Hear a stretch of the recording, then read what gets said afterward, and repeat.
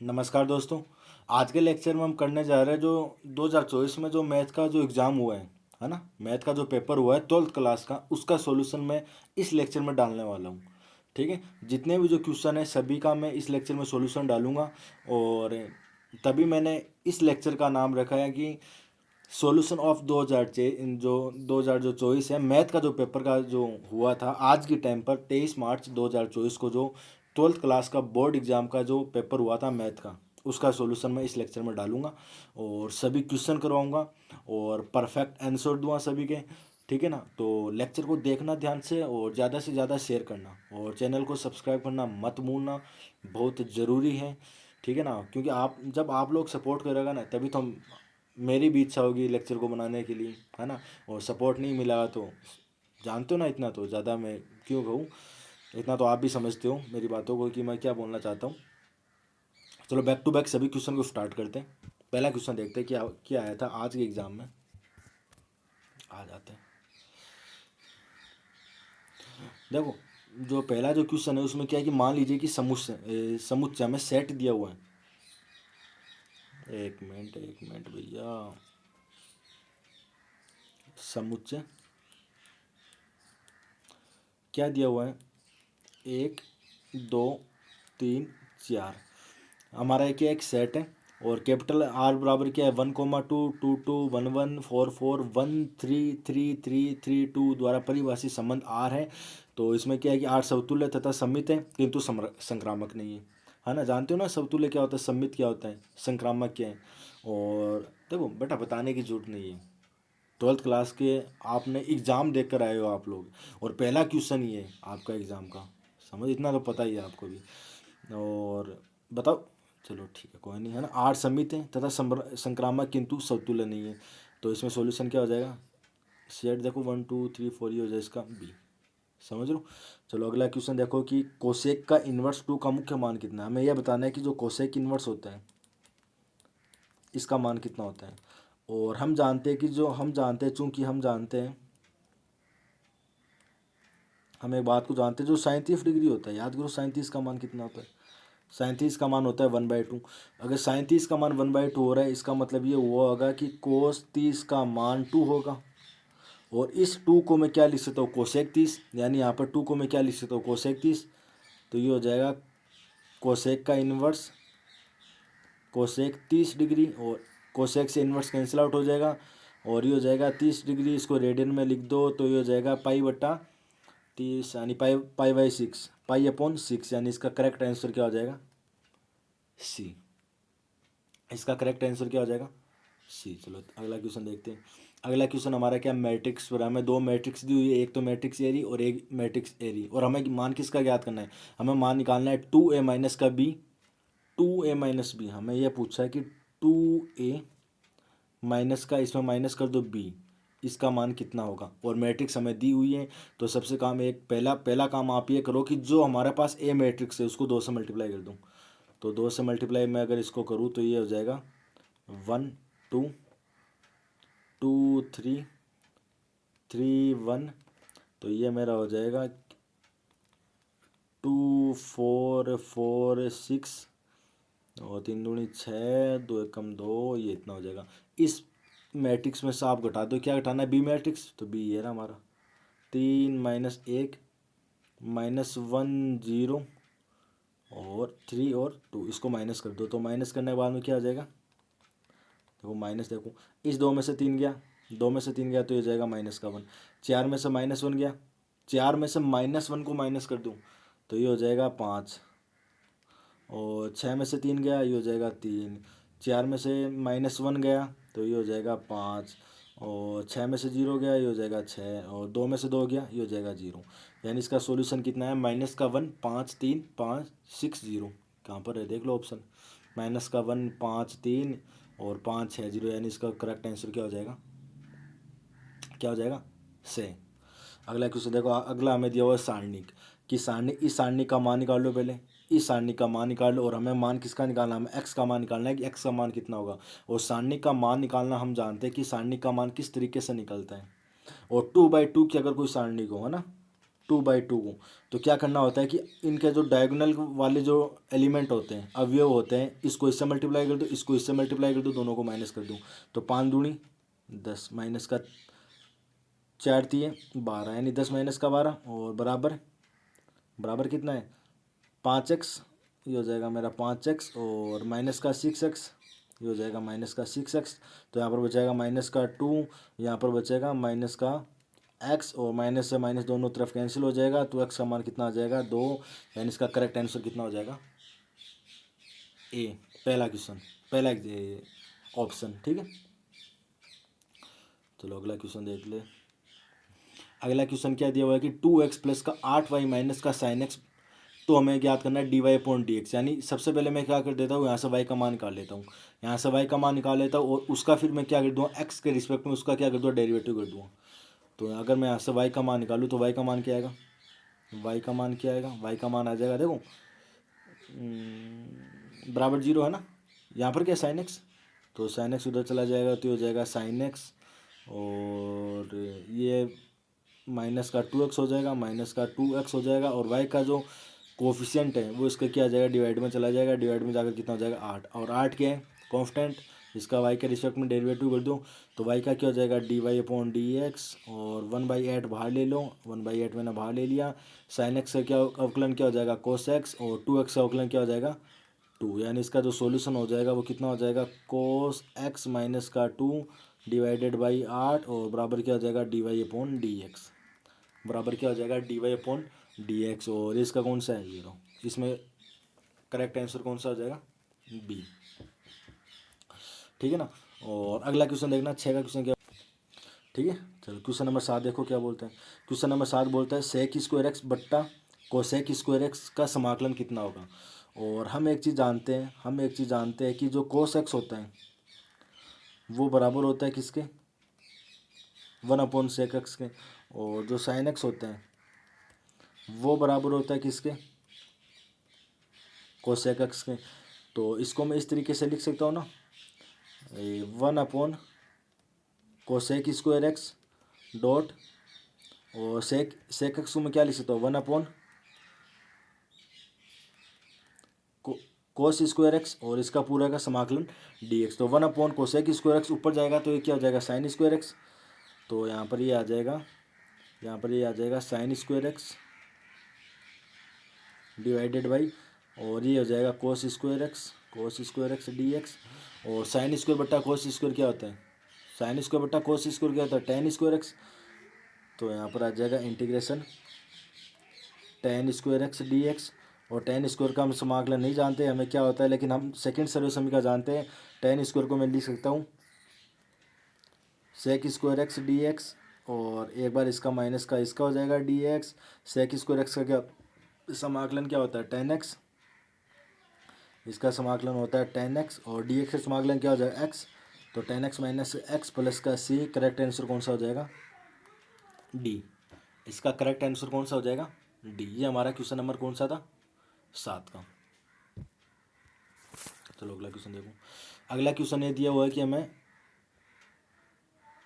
प्रथम चतुर्थांश में यानी फर्स्ट क्वाड्रेंट में X square plus Y square बराबर 9 है से घिरे क्षेत्र का क्षेत्रफल कितना होगा। क्या पूछा है इसने, देखो एक मिनट, हमें यह पूछा है कि जो फर्स्ट क्वाड्रेंट है हमारा, ठीक है, उसमें इस एक्स स्क्वायर प्लस वाई का स्क्वायर बराबर जो 9 है, जो हमारा सर्कल है, इसका जो क्षेत्रफल होगा घिरे हुए क्षेत्र का क्षेत्रफल कितना होगा, हमें यह पूछा है। तो एक बार ध्यान से देखना, इसको मैं इस तरीके से तो लिख सकता हूँ एक्स स्क्वायर प्लस का वाई स्क्वायर बराबर 3 का स्क्वायर, और 3 इसकी क्या रेडियस है, यानी इसकी त्रिज्या कितनी है, सर्कल की वर्त की त्रिज्या कितनी है 3। अब हमें यह बताना है कि ये जो फर्स्ट क्वाड्रेंट में ये जो सर्कल है हमारा, ये कौन सा क्षेत्र घेरेगा, और उस क्षेत्र को जो घेरा है उसका क्षेत्रफल कितना होगा, उसका एरिया कितना होगा। ठीक है, इसको हमें क्या करना है फाइंड आउट करना है। तो चलो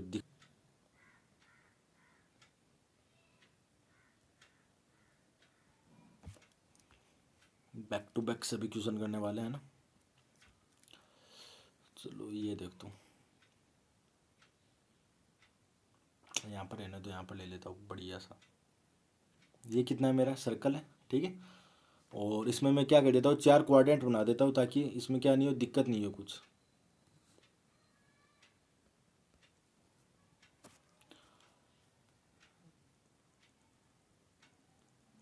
ध्यान से देखना थोड़ा सा।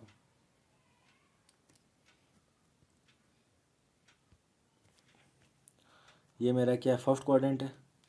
ये मेरा क्या है, सेकंड क्वाड्रेंट है। ये मेरा थर्ड क्वाड्रेंट है। ये मेरा फोर्थ क्वाड्रेंट है। लेकिन हमें तो इस एक क्वाड्रेंट के बारे में बात करनी है, इस एक क्वाड्रेंट के बारे में बात करनी है। और इसका क्या ओरिजिन है, यानी मूल बिंदु है 0,0, और इसकी रेडियस कितनी है, देखो एक्स एक्स है, तो 3,0।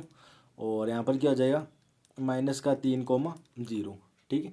अब मैं क्या कर देता हूँ कि जो जो पहला जो मेरा क्वाड्रेंट है, फर्स्ट क्वाड्रेंट है, इसमें मैं क्या कर देता हूँ, एक अल्पांश पट्टी को डाल देता हूँ। और वो आपकी इच्छा, देखो अल्पांश पट्टी क्या होती है, एक बार तो आप चला सकते हो इसको एक्स एक्स पर, और एक बार आप इसको चला सकते हो वाई एक्स पर, किसी पर भी चलाओ, है ना। सोल्यूशन एक ही आएगा, सोल्यूशन एक ही आएगा। चलो मान लेता है कि मैं एक अल्पांश पट्टी ले रहा हूँ और जिसको मैं चला रहा हूँ किस पर, एक्स एक्स पर चला रहा हूँ मैं। ये मेरी क्या है, एक अल्पांश पट्टी है। और हमें क्षेत्रफल कौन सा ज्ञात करना है, ये हमें क्या करना है, इस एरिया है जो हमारा जो क्षेत्र है, घिरा हुआ जो क्षेत्र है फर्स्ट क्वाड्रेंट के द्वारा, इसका हमें क्या ज्ञात करना है, सॉल्यूशन बताना है कि ये कितना क्षेत्रफल घेरेगा। समझ रहे हो। तो अब एक बात ध्यान से देखना, जो हमारी अल्पांश पट्टी है, हमारी अल्पांश पट्टी है, कौन सी अल्पांश पट्टी, अल्पांश पट्टी कौन सी, ये वाली। जो मैं अल्पांश पट्टी मैंने इस डायग्राम के अंदर बनाई है, और उसको मैं किस पर चला रहा हूँ, इस अल्पांश पट्टी को मैं एक्स एक्स पर चला रहा हूँ। तो ये ज़्यादा से ज़्यादा एक्स एक्स पर, यहाँ से लेकर इस पॉइंट ओरिजिन से लेकर यहाँ तक मूव कर सकती है। यानी ज़्यादा से ज़्यादा कहाँ तक मूव कर सकती है, यहाँ तक, यहाँ से लेकर यहाँ तक ही मूव कर सकती है। यानी ये x = 0 से लेकर x = 3 तक ही मूव कर सकती है। समझ रहे हो इस बात को। और वाई एक्स पर अगर आप चलाओ इस पट्टी को ही, तो भी क्या करेगा, y = 0 से लेकर y = 3 पर क्या करेगी, मूव करेगी। तो इसका मतलब है, तो मैं यहाँ पर लिख सकता हूँ कि प्रथम प्रथम चतुर्थांश में गिरे गिरे क्षेत्र का क्षेत्रफल क्या आएगा, 0 से 3। और एक्स एक्स पर चला रहा हूँ मैं, एक्स एक्स पर चला रहा हूँ, तो मान किसका निकलेगा, वाई का, वाई और डी एक्स। एक्स एक्स पर चला रहा हूँ तो किसका मान निकलेगा, वाई का मान निकलेगा। अगर इसी पट्टी को मैं अगर वाई एक्स पर चलाऊँ तो मान किसका निकलेगा, एक्स का। तो यहाँ पर एक काम करो, यहाँ पर वाई का मान निकालूँ। तो यहाँ पर वाई का मान कितना हो जाएगा, ये हो जाएगा 9 माइनस का एक्स का स्क्वायर। इस वाई को मान को यहाँ पर पुट कर दूँ तो ये हो जाएगा 0 से लेकर 3, यानी यहाँ पर 3 है बेटा, 0 से लेकर 3, और 9 माइनस का एक्स स्क्वायर, 9 माइनस का एक्स स्क्वायर और डी एक्स। और इसका फॉर्मूला आपको याद होना चाहिए, समाकलन वाले चैप्टर में था, मैंने बताया भी था जब मैं 12th क्लास का लेक्चर डाल रहा था, उस टाइम पर मैंने इसको फॉर्मूला बताया था। इसका फॉर्मूला होता है किसमें, साइन इन्वर्स में। इसका फॉर्मूला किस में होता है, साइन इन्वर्स में। क्या होता है, और एक बात ध्यान में रखना, जब हम समाकलन कर देते हैं तो उसकी जो लिमिट होती है वो क्या, है ना, देखो लिमिट समाकलन कर दे एक बार, इसका समाकलन क्या होता है, x/2 √ 9 माइनस एक्स का स्क्वायर प्लस का a² / 2 साइन इनवर्स x/a। और जो लिमिट थी वो पीछे लग जाएगी 0 से 3। अब इसका थोड़ा सा देखो लिमिट, एक बार तो अपर लिमिट रख दो और एक बार लोअर लिमिट रख दो। तो यहाँ पर देखो एक्स की जगह अगर मैं 3 रखूँ तो 3 की पावर 2 यानी 9, यानी इस वाली पूरी टर्म 0। यहाँ पर देखो ए का स्क्वायर, ए का मान कितना है, देखो इसको मैं क्या लिख सकता हूँ, 3 का स्क्वायर माइनस एक्स स्क्वायर, 0 से 3 इसकी लिमिट है, और डी एक्स लिख सकता हूँ। इसका मतलब ए का मान कितना है, 3, तो ये वाला तो 0 हो जाएगा। और ए का मान कितना, 3, और 3 की पावर 2 यानी हो जाएगा 9/2, 9/2। और ये हो जाएगा साइन का इन्वर्स एक्स, एक्स का मान एक्स है ही है, और एक्स का मान मैंने 3 रख दिया ना, तो यहाँ पर हो जाएगा 3। और ए का मान कितना है, 3, तो 3/3। और लोअर लिमिट रखो तो देखो यहाँ पर एक्स का मान 0 तो पूरा 0, साइन इन्वर्स 0 0 होता ही है, तो इसका मान निकाल लो, ये हो जाएगा 9/2। और यहाँ पर क्या साइन इन्वर्स है क्या, तो साइन इन्वर्स 3/3 क्या हो जाएगा 1, और साइन इन्वर्स 1 किसका मान होता है, तो इसको मैं लिख सकता हूँ 9/2 गुणा साइन इन्वर्स 1, यानी साइन में 1 किसका मान होता है, साइन π/2, साइन 90 का मान 1 होता है, तो साइन से इन्वर्स कैंसिल आउट हो जाएगा, यहाँ पर हो जाएगा π/2। तो इसका जो एग्जैक्ट सॉल्यूशन आ जाएगा वो हो जाएगा 9π/4। वो कितना हो जाएगा 9π/4। चलो देख लो ये क्या सॉल्यूशन इसका है। क्या यहाँ पर कोई ऑप्शन, यहाँ पर है ऑप्शन है कि 9π/4। इसका सॉल्यूशन क्या हो जाएगा सी। आए समझ में, इसका सॉल्यूशन क्या हो जाएगा सी। अगला क्वेश्चन है, तो हमें परवलय दिया हुआ है कि वाई स्क्वायर बराबर क्या 4x, वाई एक्स तथा वाई बराबर 3 से घिरे क्षेत्र का क्षेत्रफल ज्ञात करूँ। ठीक है, चलो परवलय बनाता हूँ, यहीं पर ही देख लेना।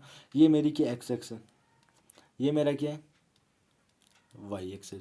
ठीक है, वाई का मान कितना है 3, वाई का मान 3 है, मान लो कि मेरा वाई का मान ये रहा 3। ये किसकी रेखा है, वाई बराबर 3 की, और वाई स्क्वायर बराबर क्या है 4x। इसका डायग्राम किस तरीके से बनेगा, इसका डायग्राम इस तरीके से बनेगा। यहाँ देखो वाई स्क्वायर बराबर 4x, यानी वाई एक्स को क्या करेगा स्पर्श करेगा, तो इसका जो डायग्राम होगा वो इस तरीके से बनेगा।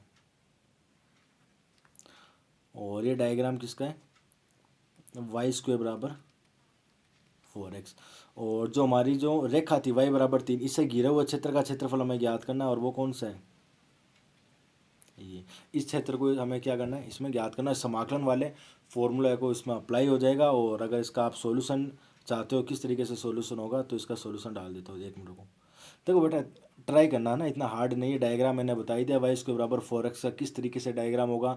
और एक बार आप क्या करना है, एक इस यहाँ पर पॉइंट जहाँ पर ये दोनों वक्र एक दूसरे को काट रहे हैं, उस पॉइंट को आप निकाल लेना। यहाँ पर काट रहे हैं तो इस पॉइंट को आप आराम से निकाल लेना। और कटान बिंदु तो है, कटान बिंदु किस तरीके से निकलता है, यहाँ पर जो वाई, देखो मैं दिखाता हूँ, वाई स्क्वायर बराबर क्या है 4x, और वाई बराबर क्या है 3। तो इस वाई बराबर 3 को मान यहाँ पर रख दो आप, और x का मान निकालो, तो 3 की पावर 2 हो जाएगा 9, 9/4 बराबर क्या हो जाएगा x का मान कितना हो जाएगा 9/4। इस तरीके से कटान कटान पॉइंट निकाल लो आप, और उसकी लिमिट ले लेना, और इसका जो घिरा हुआ जो क्षेत्र है इस क्षेत्र को आप ज्ञात कर लेना।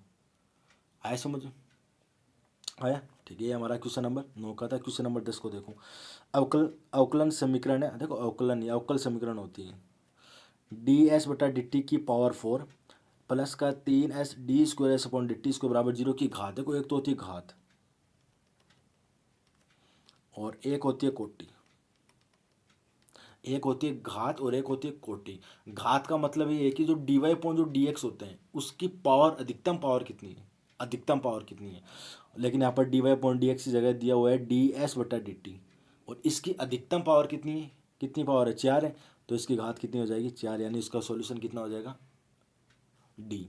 और अगर कोटि पूछ लें तो इस जो dy/dx है इसको आप देख लो कि इसका डेरिवेटिव कितनी बार हुआ। मान लो कि जो dy/dx है, मान लो एक बार देखो dy/dx की कोटि कितनी है 1, और d²y/dx² अगर मैं ले लूँ तो इसकी कोटि कितनी है 2। क्यों 2 बार इसका अवकलन किया गया है। ठीक है, तो इसका जो कोटि हो जाएगी वो कितनी हो जाएगी इसकी 2, और इसकी घात कितनी हो जाएगी 4। इसका सॉल्यूशन क्या हो जाएगा डी। आए समझ। चलो अगला क्वेश्चन देखते हैं। अगला क्वेश्चन हमें क्या दिया हुआ है कि पी ए बराबर, इसकी प्रायिकता दी हुई है 0.8, और पी बी बराबर मेरे को दिया हुआ है 0.5, पी बी बट्टा ए मेरे को दिया हुआ है 0.4। तो अब हमें यह निकालना है कि जो ए और बी का जो इंटरसेक्शन होगा, ए और बी का जो इंटरसेक्शन होगा उसका उसकी प्रायिकता कितनी होगी। यानी हमें निकालना है कि P A intersection B, P A intersection B, इसका सॉल्यूशन कितना होगा। अब थोड़ा सा ध्यान से देखना। ठीक है, तो इसका जो फॉर्मूला होता है वो किसके बराबर होता है, वो बराबर होता है पी ए प्लस का पी बी माइनस का पी ए यूनियन बी। तो अब सबसे पहले हमें किसका इसका और मान निकालना है, क्योंकि पी ए और पी बी का दोनों का मान हमें दिया हुआ है। पी ए यूनियन बी का मान निकालना है हमें, और पी ए यूनियन जो बी होता है उसका भी फॉर्मूला होता है। उसका फॉर्मूला क्या होता है, पी ए यूनियन बी किसके बराबर होता है, बराबर होता है पी ए प्लस का पी बी माइनस का पी ए इंटरसेक्शन बी। तो ये ए इंटरसेक्शन बी है ना, ये देखो पी ए इंटरसेक्शन बी इधर है ऑलरेडी, तो ये माइनस का इधर आकर क्या हो जाएगा 2 पी ए इंटरसेक्शन बी, और बराबर हो जाएगा पी ए और पी ए 2 पी बी और पी बी 2 पी बी, तो ये हो जाएगा 2 पी ए प्लस का 2 पी बी का मान रख दो इसमें, और हमारा सॉल्यूशन आ जाएगा किसका, पी ए इंटरसेक्शन बी का कितना फॉर्मूला आएगा वो आप इसमें ट्राई करके देख लेना। ठीक है, चलो अगला क्वेश्चन देखो। अगला क्वेश्चन हमें दिया हुआ है कि साइन का इन्वर्स, और साइन इसको करा देता हूँ पहले, साइन 2 पाई/3 इसका मान कितना होगा। तो इसका मान नॉर्मली है कि साइन से इन्वर्स कैंसिल आउट हो जाएगा, और इसका मान हो जाएगा 2 पाई/3, इसका मान हो जाएगा 2 पाई/3। ठीक है, चलो अगला क्वेश्चन देखो। अगला क्वेश्चन हमें बताना है कि कोस इन्वर्स √3/2 का मुख्य मान कितना होगा। और √3/2 जो कोस है यहाँ पर इन्वर्स है, तो मैं अगर अंदर कोस को बना दूँ तो इन्वर्स से कोस कैंसिल आउट हो जाएगा। और हम एक बात जानते हैं कि कोस देखो √3/2 कितना मान होता है, याद करूँ, कोस 30 का मान कितना होता है, बराबर होता है √3/2। तो इस कोस से इन्वर्स कैंसिल हो जाएगा, और इसका मान कितना हो जाएगा 30, और 30 को मैं लिख सकता हूँ पाई/6। अगला देखो, y बराबर कोस √x है, तो हमें dy/dx का मान निकालना है। तो dy/dx का मान क्या हो जाएगा, इसका अवकलन कर दूँ, ये हो जाएगा मेरा dy/dx। कोस का अवकलन क्या होता है, माइनस का साइन x, तो ये हो जाएगा माइनस का साइन √x, और √x का अवकलन क्या हो जाएगा 1/2 2√x। कैसे होगा, देखो x √x है, √x का मतलब कि x⁻1/2, तो 1/2 पहले चला जाएगा, तो और x⁻, हो जाएगा माइनस का 1/2, और प्लस का 1/2 माइनस का 1/2, और ये कितना हो जाएगा x⁻−1/2, वो नीचे आएगा क्या हो जाएगा √x हो जाएगा। तो इसका सॉल्यूशन हो जाएगा 1/2 और √x और साइन √x, और साथ में निशान किसका है माइनस में, इसका क्या हो जाएगा सॉल्यूशन हो जाएगा। अगला देखो, एक वृत्त की त्रिज्या r/3 है, यानी जो रेडियस है वो कितनी दी हुई है 3 दी हुई है, और सेमी पर, और r के सापेक्ष क्षेत्र में परिवर्तन की दर कितनी होगी, r के सापेक्ष क्षेत्र में परिवर्तन की दर कितनी होगी। अच्छा, वृत्त का क्षेत्रफल क्या होता है, वृत्त का क्षेत्र माना वृत्त का क्षेत्रफल बराबर कैपिटल ए, और कैपिटल ए बराबर होता है 4 पाई r²। और इसको हम देखो परिवर्तन करना है ना, कहाँ पर है इसका सापेक्ष क्षेत्रफल में, इसका क्षेत्रफल में परिवर्तन की दर कितनी होगी। मैं क्या कर देता हूँ, इसका r के सापेक्ष दोनों तरफ मैं क्या कर देता हूँ, r के सापेक्ष इसका अवकलन करने पर, तो ये हो जाएगा मेरा dA/dr, और ये हो जाएगा 4 पाई क्या कांस्टेंट एज इट इज, ये ऊपर चला जाएगा, और ये हो जाएगा 2r, तो 4 दूनी 8, तो ये हो जाएगा 8 पाई, और r का मान कितना, r का मान है 3, तो r का मान है 3, तो 8 16 8 3 24 पाई। इसका सॉल्यूशन कितना हो जाएगा, इसका सॉल्यूशन हो जाएगा 24 पाई। ठीक है, इसका सॉल्यूशन कितना हो जाएगा 24 पाई। अगला देखो, तीन कोटि वाले किसी अवकल समीकरण के विशिष्ट हल में उपस्थित समस्त अचरों की संख्या कितनी होती है, समस्त अचरों की संख्या कितनी होती है। एक हमारा क्वेश्चन नंबर कितना है 10 का होगा, 11 का क्वेश्चन नंबर 3 या 4 है ना। तो इस क्वेश्चन का मैं देखो मेरे याद नहीं आ रहा कन्फर्म इसका एग्जैक्ट मान क्या होगा, लेकिन मैं बता दूंगा ना, कोशिश करूँगा, कमेंट बॉक्स में मैं इसको पिन कर दूंगा। ठीक है, अगला देखो, एक सदिश जिसका प्रारंभिक एवं अंतिम बिंदु संपाती होते हैं, यानी इसका जो ये पॉइंट प्रारंभिक बिंदु और ये अंतिम बिंदु एक दूसरे पर हूँ है ना, संपाती हूँ, तो इस प्रकार के सदिश को बोलते हैं शून्य सदिश। इस प्रकार के सदिश को क्या बोलते हैं, इसका सॉल्यूशन क्या हो जाएगा शून्य सदिश। अगला क्वेश्चन देखो कि सारणी का बटा, ये जो क्वेश्चन है ये जो हमारा जो क्वेश्चन है ना, कोस theta sine theta minus sign theta cos theta, ये इस बार एमएससी में आया हुआ था। जो मैंने एमएससी का जो मैंने एग्जाम दिया था ना, तो उसमें एग्जैक्ट ये क्वेश्चन आया था कि इस सारणी का मान कितना होगा, इस सारणी का मान कितना होगा। तो इसका सारणी देखो, 2/2 की जो कोई सारणी होती है उसको किस तरीके से सोल्व करते हो, आपस में मल्टीप्लाई कर दो डायगोनल वाले एलिमेंटों को। तो ये हो जाएगा कोस स्क्वायर थीटा, ये हो जाएगा मेरा कोस स्क्वायर थीटा, और माइनस का निशान आता है, और साइन साइन स्क्वायर, लेकिन इसके साथ क्या माइनस का साइन स्क्वायर भी तो है, तो ये हो जाएगा साइन स्क्वायर थीटा, माइनस और माइनस प्लस, यानी इसका जो सॉल्यूशन हो जाएगा वो कितना हो जाएगा 1। इस सारणी का जो मान होगा वो कितना हो जाएगा 1। इस सारणी का जो मान होगा वो कितना होगा 1। ठीक है, हो गया क्वेश्चन। चलो अगला क्वेश्चन देखते हैं, अगला क्वेश्चन क्या बोलता है।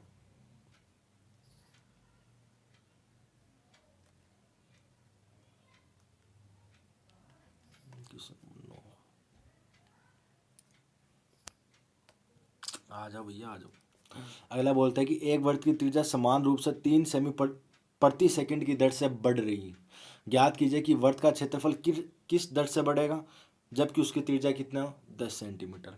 जबकि उसकी त्रिज्या कितनी हो 10 सेंटीमीटर। देखो यहाँ पर देखो, एक वृत्त की त्रिज्या समान रूप से सेमी प्रति सेकंड यानी टाइम ही तो है की दर से बढ़ रही है, दर से बढ़ रही है। इसका मतलब ये हुआ होगा कि जो डी आर अपॉन जो डी टी है, जो डी आर अपॉन जो डी टी है वो कितना है 3।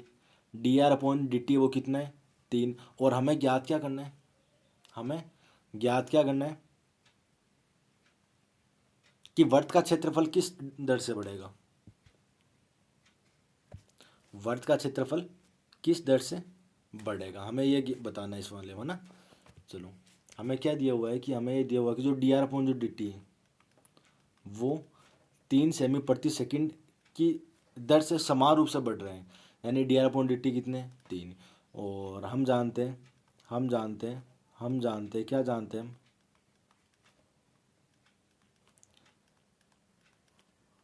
कि जो वृत्त है, वृत्त का क्षेत्रफल बराबर होता है किसके पाई आर स्क्वायर के। और मान लो कि इसका क्षेत्रफल को मैंने मान लिया कैपिटल ए, तो मेरा कैपिटल ए बराबर हुआ पाई आर स्क्वायर, और दोनों तरफ मैं क्या कर देता हूँ आर के सापेक्ष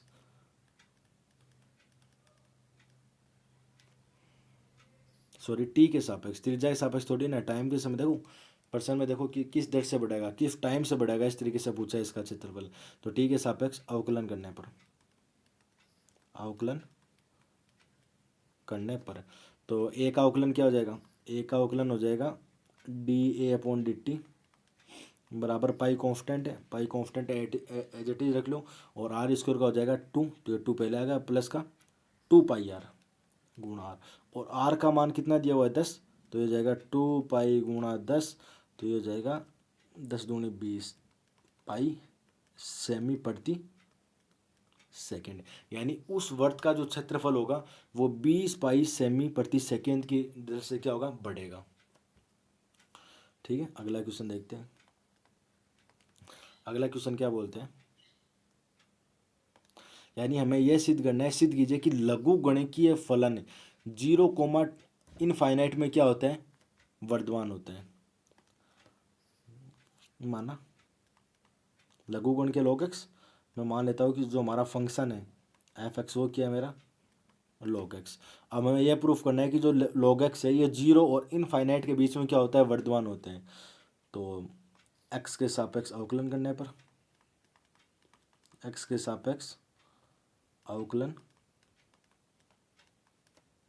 करने पर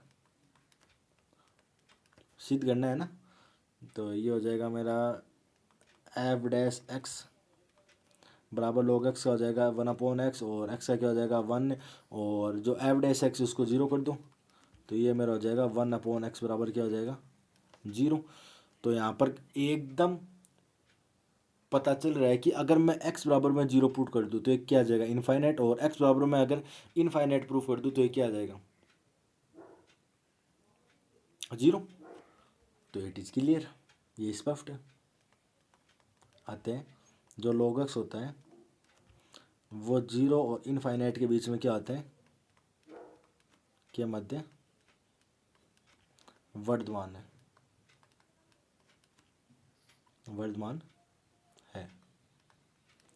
वर्धमान कैसे होगा देखो समझाने की कोशिश करता हूँ यार, एक मिनट मज़ा नहीं आया कुछ। 1/x है यहाँ पर, और यहाँ पर मैं 0 को क्या लिख सकता हूँ 1/∞, ठीक है। तो एक्स इधर चला जाएगा, यानी एक्स बराबर मेरा क्या आ जाएगा, इनफाइनाइट।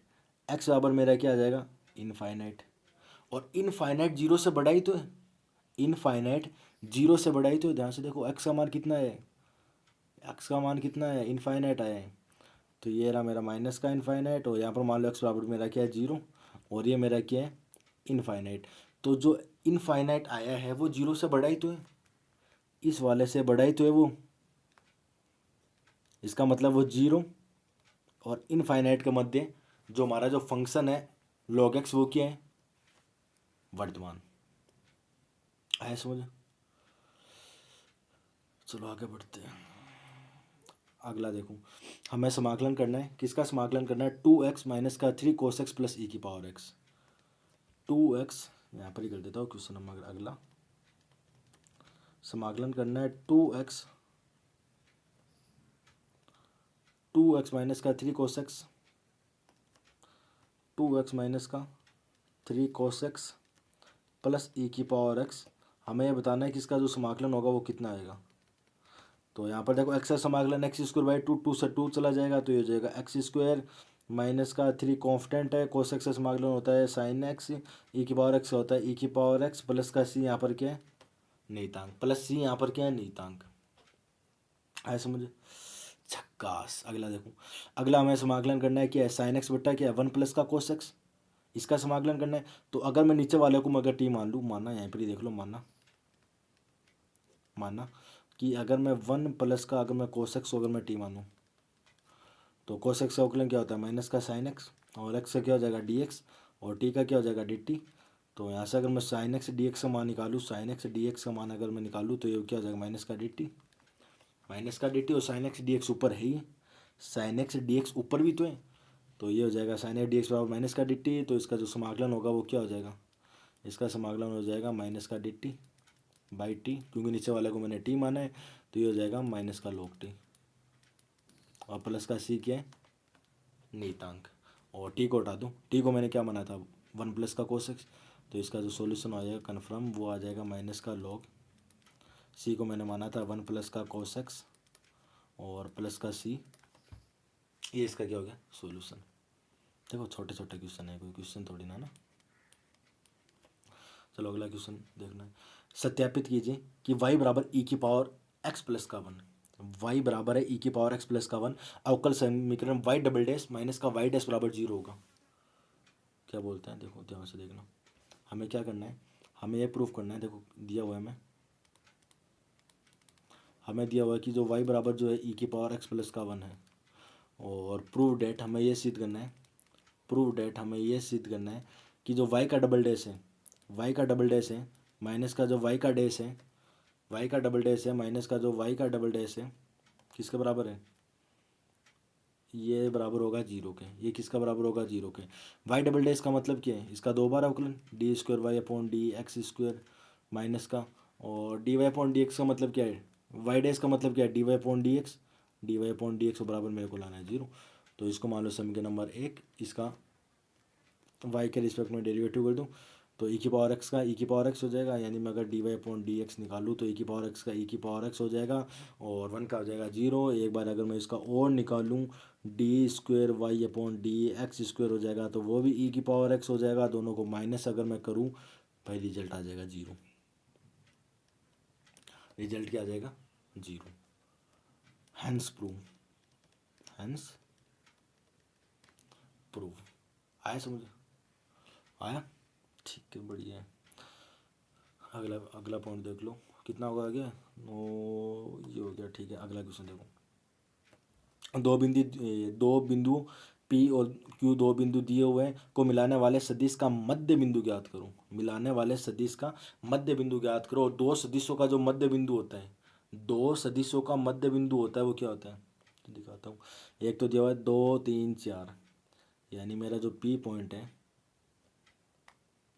मेरा क्वेश्चन है, मेरा जो P पॉइंट है वो मेरे को दिया हुआ है 2 3 4, और Q पॉइंट है वो मेरे को दिया हुआ है 4 माइनस 4, ये मेरे को 4 1 माइनस 1 और ये मेरे को दिया हुआ है 2। इन दोनों का जो सदिश होगा मध्य बिंदु में ज्ञात करना है, तो मध्य बिंदु नॉर्मली हो जाएगा, देखो मध्य बिंदु बड़ा क्वेश्चन नहीं है, 1 नंबरों में क्वेश्चन है। तो अगर मैं इसको सदिश के रूप में लिखूँ, वेक्टर के रूप में लिखूँ, तो ये हो जाएगा मेरा 2i कैप प्लस का 3j कैप प्लस का 4k कैप, और ये मेरा हो जाएगा 4i कैप प्लस का माइनस का 1j कैप प्लस का 2k कैप। तो p प्लस अगर मैं q करूँ डिवाइडेड बाई q, मध्य बिंदु ही होगा। दोनों को जोड़ दूँ, 2 का डिवाइड दे दूँ, तो 4 और 2 कितना हो जाएगा 6। तो ये हो जाएगा 3i कैप, ये इन दोनों का कितना हो जाएगा 2, 3 माइनस 1 2 प्लस का ये हो जाएगा j कैप, और ये हो जाएगा प्लस का 4 5 6, और ये हो जाएगा 6, ये हो जाएगा 3k कैप। ये इसका क्या हो जाएगा सॉल्यूशन। देखो मध्य बिंदु तो पूछा है, दोनों को जोड़ को डिवाइड कर दो बस। आए समझ। अगला क्वेश्चन देखो, अगला क्वेश्चन दिया हुआ कि ए वेक्टर दिया हुआ है, हमें सदिश दिया हुआ है, बी सदिश दिया हुआ है, और ए सदिश का बी सदिश पर क्या पूछा प्रक्षेप। ए सदिश का बी सदिश पर क्या पूछा है प्रक्षेप, और इसका फॉर्मूला होता है वो आपको याद देते हैं। क्या दिया हुआ है मेरे को, ए सदिश दिया हुआ है। ए सदिश कितना था, ए सदिश कितना था, ए सदिश है 2 3 2, यानी 2 3 2 1 2 1 2 3 2, ये था मेरा 2i cap 2 3 2 3j cap plus का 2 3 2 2k कैप। और जो बी जो मेरा सदिश है वो मेरे को दिया हुआ है कि 1i कैप प्लस का 2j कैप प्लस का k कैप। अब मेरे को पूछा है कि ए सदिश का बी सदिश पर प्रक्षेप। ए सदिश का बी सदिश पर प्रक्षेप कितना होगा, इसका फॉर्मूला क्या होता है, क्या हो जाएगा ए का वेक्टर डॉट बी का वेक्टर बट्टा मॉड बी का वेक्टर। इसका फॉर्मूला ए। अब देखो यहाँ पर अदिश गुणा सदिश गुणा वो आपको पता है किस तरीके से आपस में गुणा होता है। देखो 2 को 1 से 2, ये हो जाएगा मेरा 2 प्लस का 3 दूनी 6 3 दूनी 6 प्लस का 2 कम 2, ये हो जाएगा मेरा 2। और मोड बी को मोड को सदिशों का मोड किस तरीके से निकलता है, एक्स स्क्वायर प्लस वाई का स्क्वायर प्लस जेड स्क्वायर, ये तो निकलता है। किसका मोड होता है, ये आर वेक्टर का मोड होता है, क्योंकि जो आर वेक्टर होता है वो होता है एक्स आई कैप प्लस का वाई जे कैप प्लस का जेड के कैप। यानी आई कैप जे कैप के कैप के जो कोफिशिएंट है उन सभी का योग कर दो, सॉरी वर्ग कर दो, फिर उनको जोड़ दो और उसका अंडरूट ले लो। तो ये क्या हो जाएगा, 1 का वर्ग 1, 2 का वर्ग 4, 4 और 1 5, 5 और 1 6, तो ये हो जाएगा 10/√6। आए समझ। ये हमारा क्या था क्वेश्चन। इसको और अगर आप सोल्व करना चाहते हो तो ये आगे भी कर सकते हो इसको, ये बट इतना काफ़ी है ना, ज़्यादा नहीं है। अगला देखो 3 ए वेक्टर माइनस का 5 बी वेक्टर डॉट 2 ए वेक्टर प्लस का 7 बी वेक्टर, तो आराम से हो जाएगा भाई ये 3 दूनी 6। ए वेक्टर डॉट ए वेक्टर क्या हो जाएगा, ए वेक्टर का मोड का स्क्वायर माइनस का 7 पंजो 35, और ये हो जाएगा बी वेक्टर का मोड का स्क्वायर। ये कोई इतना कुछ है नहीं, ठीक है। ये हमारा क्वेश्चन नंबर कितना का था, 2 का। चलो अगला क्वेश्चन करते हैं।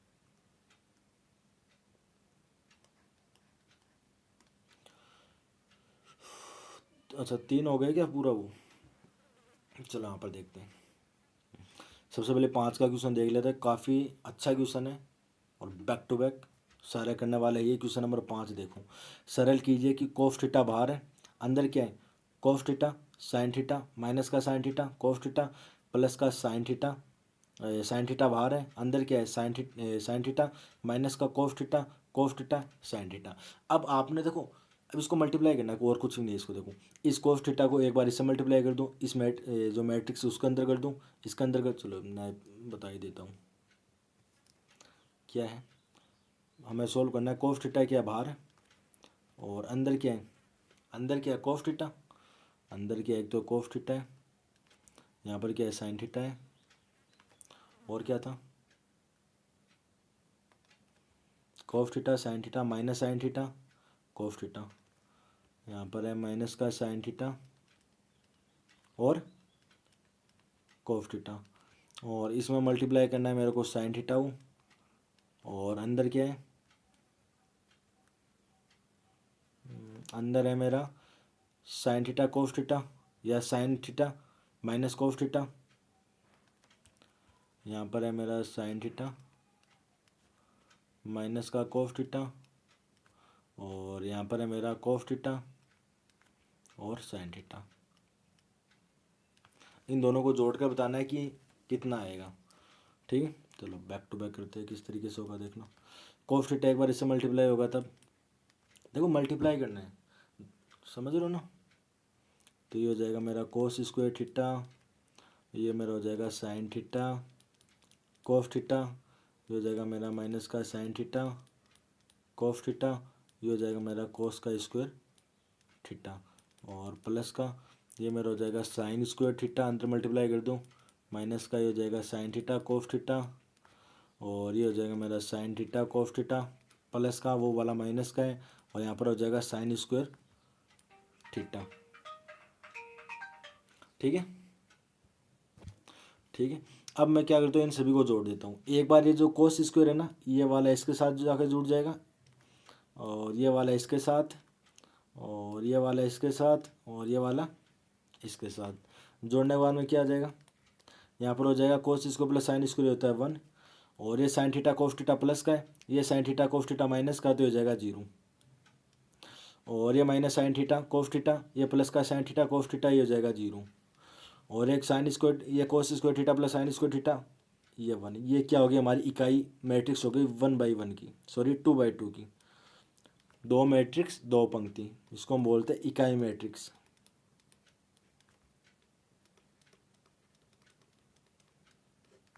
और यहाँ पर मैंने क्या लिखा है, sine square theta plus cos square theta, इसका मान क्या हो जाएगा 1।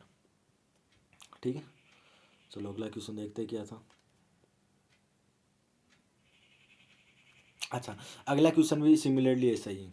अगला क्वेश्चन भी, इसमें क्या, 2 मैट्रिक्स है, इन 2 मैट्रिक्स को आपस में मल्टीप्लाई करना है, दोनों मैट्रिक्स को आपस में मल्टीप्लाई करना है, इन दोनों मैट्रिक्स को आपस में मल्टीप्लाई करना है, और लास्ट में देखना है कि दोनों मैट्रिक्स बराबर है। क्योंकि देखो 2 मैट्रिक्स हैं, 2 मैट्रिक्स को जब मैं मल्टीप्लाई करूँगा तो बनने वाला भी क्या होगा, मैट्रिक्स ही होगा, मानते हो इस बात को। यानी इधर भी मैट्रिक्स होगी, इधर भी मैट्रिक्स होगी, और यहाँ पर बराबर नहीं है, इसका मतलब ये हुआ कि इस मैट्रिक्स के अंदर जो एलिमेंट है और इस मैट्रिक्स के अंदर जो एलिमेंट है वो दोनों क्या है, अलग अलग है।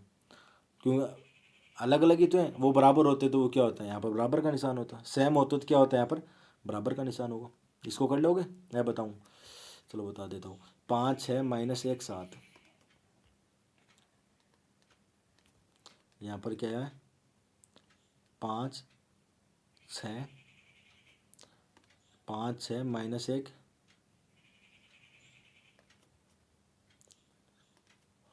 माइनस 1 7, और इसके साथ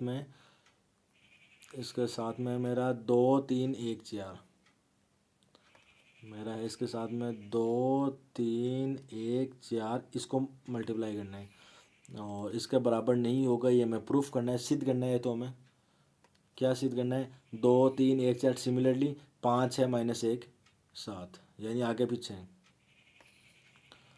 2 3 1 4, और यहाँ पर हो जाएगा 5 6 माइनस 1 और 7। और जब हमने मैट्रिक्स वाली जो प्रश्नावली थी उसमें पढ़ा था, वहाँ पर एक प्रॉपर्टी होती है, ध्यान में रखना इस बात को, ये हमेशा लागू होगी मैट्रिक्स पर, ये हमेशा लागू होगी मैट्रिक्स पर। क्या होगी, मान लो कि कोई ए मैट्रिक्स है, ए मैट्रिक्स को मैंने मल्टीप्लाई किया बी मैट्रिक्स को, अब बी को आप ए से मल्टीप्लाई कर दो, ये हमेशा बराबर नहीं होगी, ये प्रॉपर्टी है। ए बी बराबर नहीं होगा बी ए के, ये प्रॉपर्टी है इसका, ये क्या एसोसिएट वाली सच रहता, ये कभी भी मैट्रिक्स पे लागू नहीं होती। तो टेकिंग एल एच एस लेने पर मल्टीप्लाई कर देते, देख लो 5 6 माइनस 1 7 2 3 1 4। मैट्रिक्स में गुणा किस तरीके से होता है,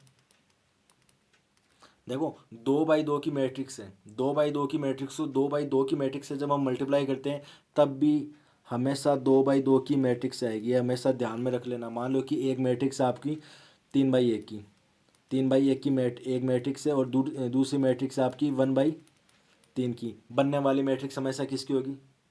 3/3 की। इन इन बातों को हमेशा ध्यान में रखना, ठीक है ना।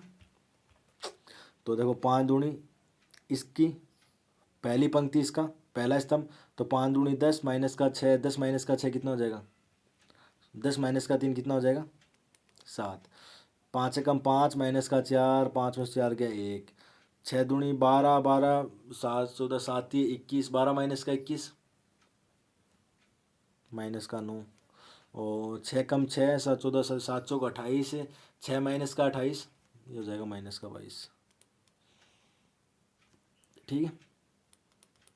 अगली मैट्रिक्स को ले लो, देखो इसको इससे गुणा, 5 दूनी 10, 10 माइनस का 6, 10 माइनस का 6 कितना हो जाएगा? 4। यहाँ पर 4 आ रहा है, देखो यहाँ पर 7 आ रहा है, इसका मतलब दोनों क्या नहीं है? बराबर नहीं है। चलो वो देख लेते हैं। और माइनस का 2 और प्लस का 7। अच्छा बेटा मैंने घटाया है क्या यहाँ पर? 5 दूनी 10, 10 प्लस का 6, ये 16 होगा भाई, 16 होगा, गलती मत करो। मैट्रिक्स में जब हम गुणा करते हैं तो वो आपस में क्या होती है? जुड़ जाती है। और माइनस का 2 प्लस का 7, 7 ये हो जाएगा 5, और ये हो जाएगा 5 ये 15, 15 प्लस का 24, 15 प्लस का 24 कितना होगा? जो भी हो यहाँ पर लिख देना, ये यहाँ पर लिख देना, ठीक है ना। वो यहाँ पर कुछ गलती किया गया, 5 दूनी 10, 10 माइनस का 3, ये ठीक है, 5 से कम 5 और माइनस का 4, ये ठीक है। 6 दूनी 12 प्लस का 7 14 7 21, यहाँ पर क्या होगा? यहाँ पर होगा 12 प्लस का 7 21, और 6 कम 6 प्लस 7 चौक 28, ही हो जाएगा। 6 प्लस का 28, 28 और 2 कितना? 34, ही हो जाएगा 34। क्योंकि जब हम मैट्रिक्स को आपस में गुणा करते हैं तो वो आपस में क्या हो जाती है? जुड़ जाती है। और दोनों बराबर नहीं है, इसका मतलब क्या हुआ?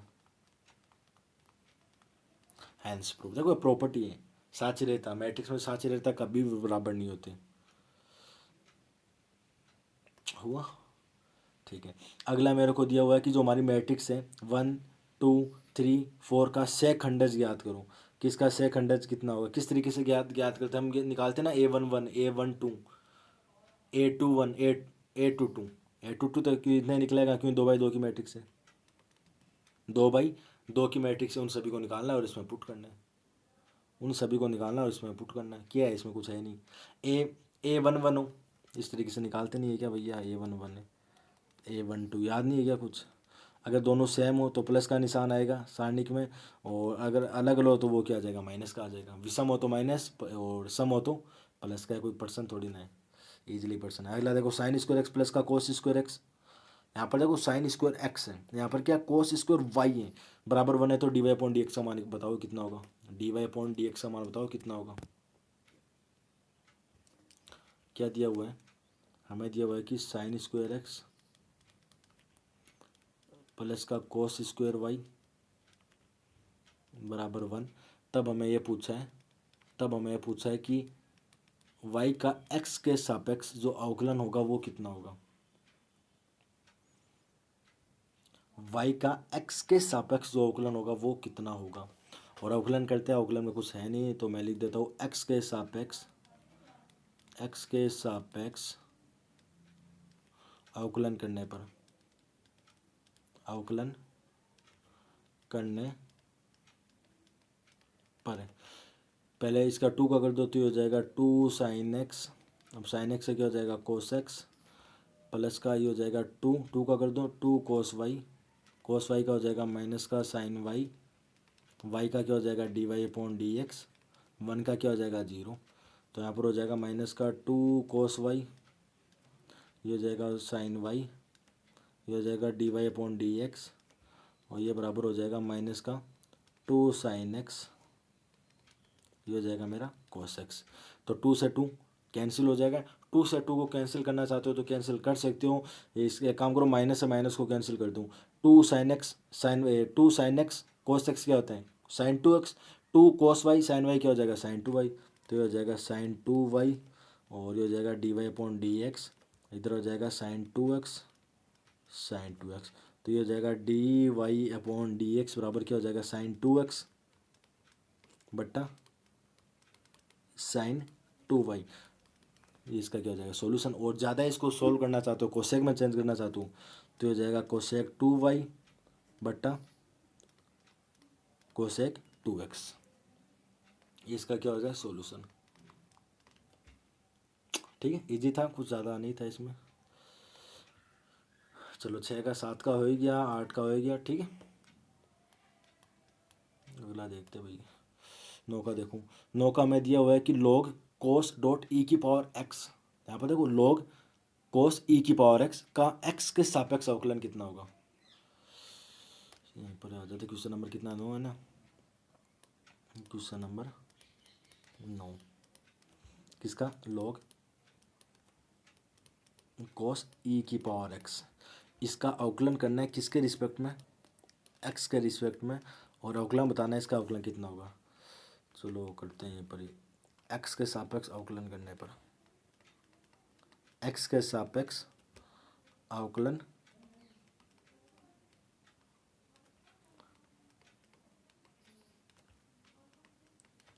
x के सापेक्ष अवकलन करने पर, और log का क्या होता है, देखो पहले log का कर देते, log का अवकलन क्या होता है 1/x, तो ये हो जाएगा 1 cos ई की पावर x।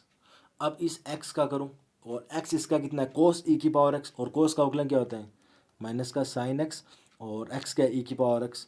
अब इस ई की पावर x कर दूं, ई की पावर x का ई की पावर x होता ही है, तो ये पूरा टोटल कितना आ जाएगा, माइनस को बाहर ले लो, साइन बटा कोस, साइन बटा कोस क्या होता है tan, तो ये हो जाएगा tan ई की पावर x डॉट ई की पावर x, और ई की पावर x को पहले लिख दूँ, तो लिखने भैया क्या हो जाएगा माइनस ई की पावर x, और ये हो जाएगा tan ई की पावर x, ये इसका क्या हो जाएगा सॉल्यूशन। यानी इसका जो अवकलन आया वो कितना आया था d/dx, d/dx, ये क्या है log cos ई की पावर x, और cos ई की पावर x का अवकलन आया माइनस ई की पावर x tan ई की पावर x।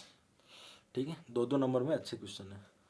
अगला देखो, x बराबर में ये प्राचल रूप में दिया हुआ है, देखो अगला x बराबर क्या है 40, y बराबर क्या है 4/t, तो dy/dx इतना होगा। और dy/dx का जो प्राचल रूप में इस तरीके से अगर क्वेश्चन हो, तो हम जानते हैं जो dy/dx होते हैं वो बराबर होते हैं किसके, dx/dt बट्टा dy/dt, हम लिख सकते हैं, क्यों dt से dt कैंसिल हो जाएगा दोबारा, और अच्छा तो dx/dy होता है, ये होता है dx/dy, तो dy/dx क्या होगा, dy/dx में बस डिफरेंस इतना होता है, dy/dx बराबर हो जाएगा dy/dt बट्टा dx/dt।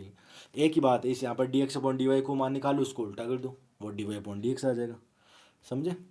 तो x बराबर ये रहा 40, और अच्छा इसका x है ना, उसको आप t के रिस्पेक्ट में इसका डेरिवेटिव निकालो, आप dx/dt निकालो, तो dx/dt क्या आएगा 4 आएगा, t के सापेक्ष 1 हो जाएगा, और dy/dt कितना आ जाएगा, dy 1/t का अवकलन क्या होता है माइनस का 1/t स्क्वायर, तो हो जाएगा माइनस का 4/t का स्क्वायर, माइनस का 4/t का स्क्वायर। और dy/dx से तो मान निकालना है हमें dy/dx से मान निकालना है, तो वो क्या हो जाए dy/dt माइनस का 4/t का स्क्वायर, और बट्टा 4, ये 4 इधर चला जाएगा, तो इसका सॉल्यूशन कितना आ जाएगा माइनस का 1/t का स्क्वायर, इसका क्या हो जाएगा अवकलन। नॉर्मल ये देखो, ज़्यादा हार्ड नहीं है। ठीक है, चलो अगला क्वेश्चन देख लेते हैं।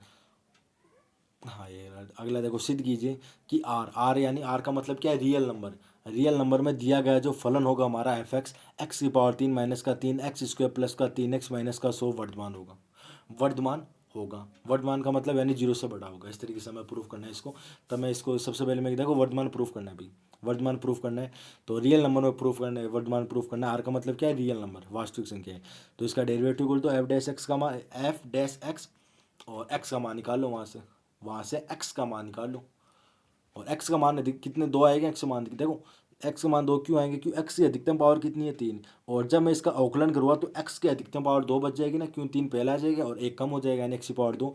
यानी इस 11 नंबर का जो क्वेश्चन है यहाँ पर x का जो मान होगा, x का मान कितना आएगा 2, x के 2 मान आएंगे यहाँ से। ठीक है, और इसको कोशिश करना हो जाएगा, इतना हार्ड नहीं है। वर्धमान देखो दो नंबर में इतना किया है यार। क्वेश्चन नंबर 12 देखो, साइन की पावर 3 कोस की पावर 3 dx। ये मैंने अभी अभी मेरा कराया हुआ भी है, ठीक है। जब मैंने समाकलन वाला जब मैं पढ़ा रहा था चैप्टर, उसमें मैंने इस क्वेश्चन को कराया था। किस तरीके से कराया था, देखो साइन क्यूब है ना यहाँ पर, sine cube x cos cube x. तो एक आप ये काम कर सकते हो, जो कोस क्यूब एक्स है उसको मैं क्या लिख सकता हूँ, कोस की पावर 2 डॉट कोस एक्स। और अगर मैं यहाँ पर कोस एक्स को अगर मैं टी मान लूँ, या फिर साइन एक्स को अगर मैं टी मान लूँ, तो हमारा काम हो जाएगा। नहीं है समझ, चलो दिखाता हूँ, यहाँ पर करा देता हूँ इसका। कराऊँ या नहीं कराऊँ, देखो बेटा इजी है ना, कोशिश करना हो जाएगा। दो दो नंबर में इन जो कोस की पावर जो 3 है ना, और जो कोस की साइन की पावर जो 3 है, उनको अलग अलग कर लेना। साइन एक्स कोस एक्स को एक साथ, sine square x cos square x को एक साथ, और नॉर्मली हो जाएगा, ठीक है। अगला देखो, वर्त है X square plus Y square बराबर ए स्क्वायर से घिरे क्षेत्र का क्षेत्रफल ज्ञात करो। चलो इसको कर देता हूँ क्वेश्चन। क्या दिया हुआ मेरा कि एक्स स्क्वायर प्लस का वाई का स्क्वायर बराबर ए का स्क्वायर से घिरे क्षेत्र का क्षेत्रफल हमें ज्ञात करना है। तो सबसे पहले एक वही काम करना होगा हमारा, सबसे पहले हमें वो ही काम करना होगा। कौन सा काम, एक सर्कल को बनाओ, इसकी रेडियस कितनी है ध्यान में रखना, इसकी रेडियस कितनी ए।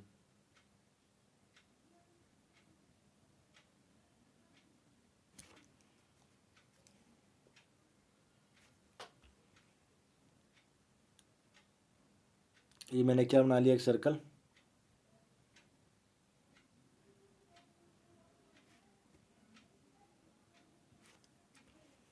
और ये इसका एक्स एक्स वाई एक्स दिखा देते हैं भैया।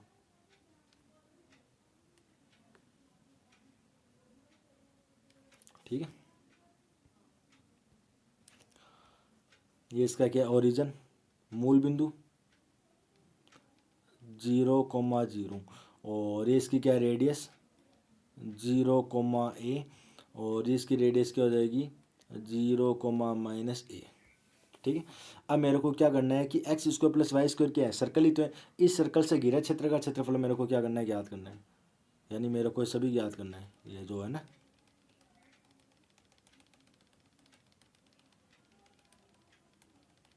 अब मेरी एक बात को मेरे थोड़ा सा ध्यान में रखना, कि या तो मैं क्या करूँ कि हर चतुर्थांश में जाऊँ, हर क्वाड्रेंट में जाऊँ।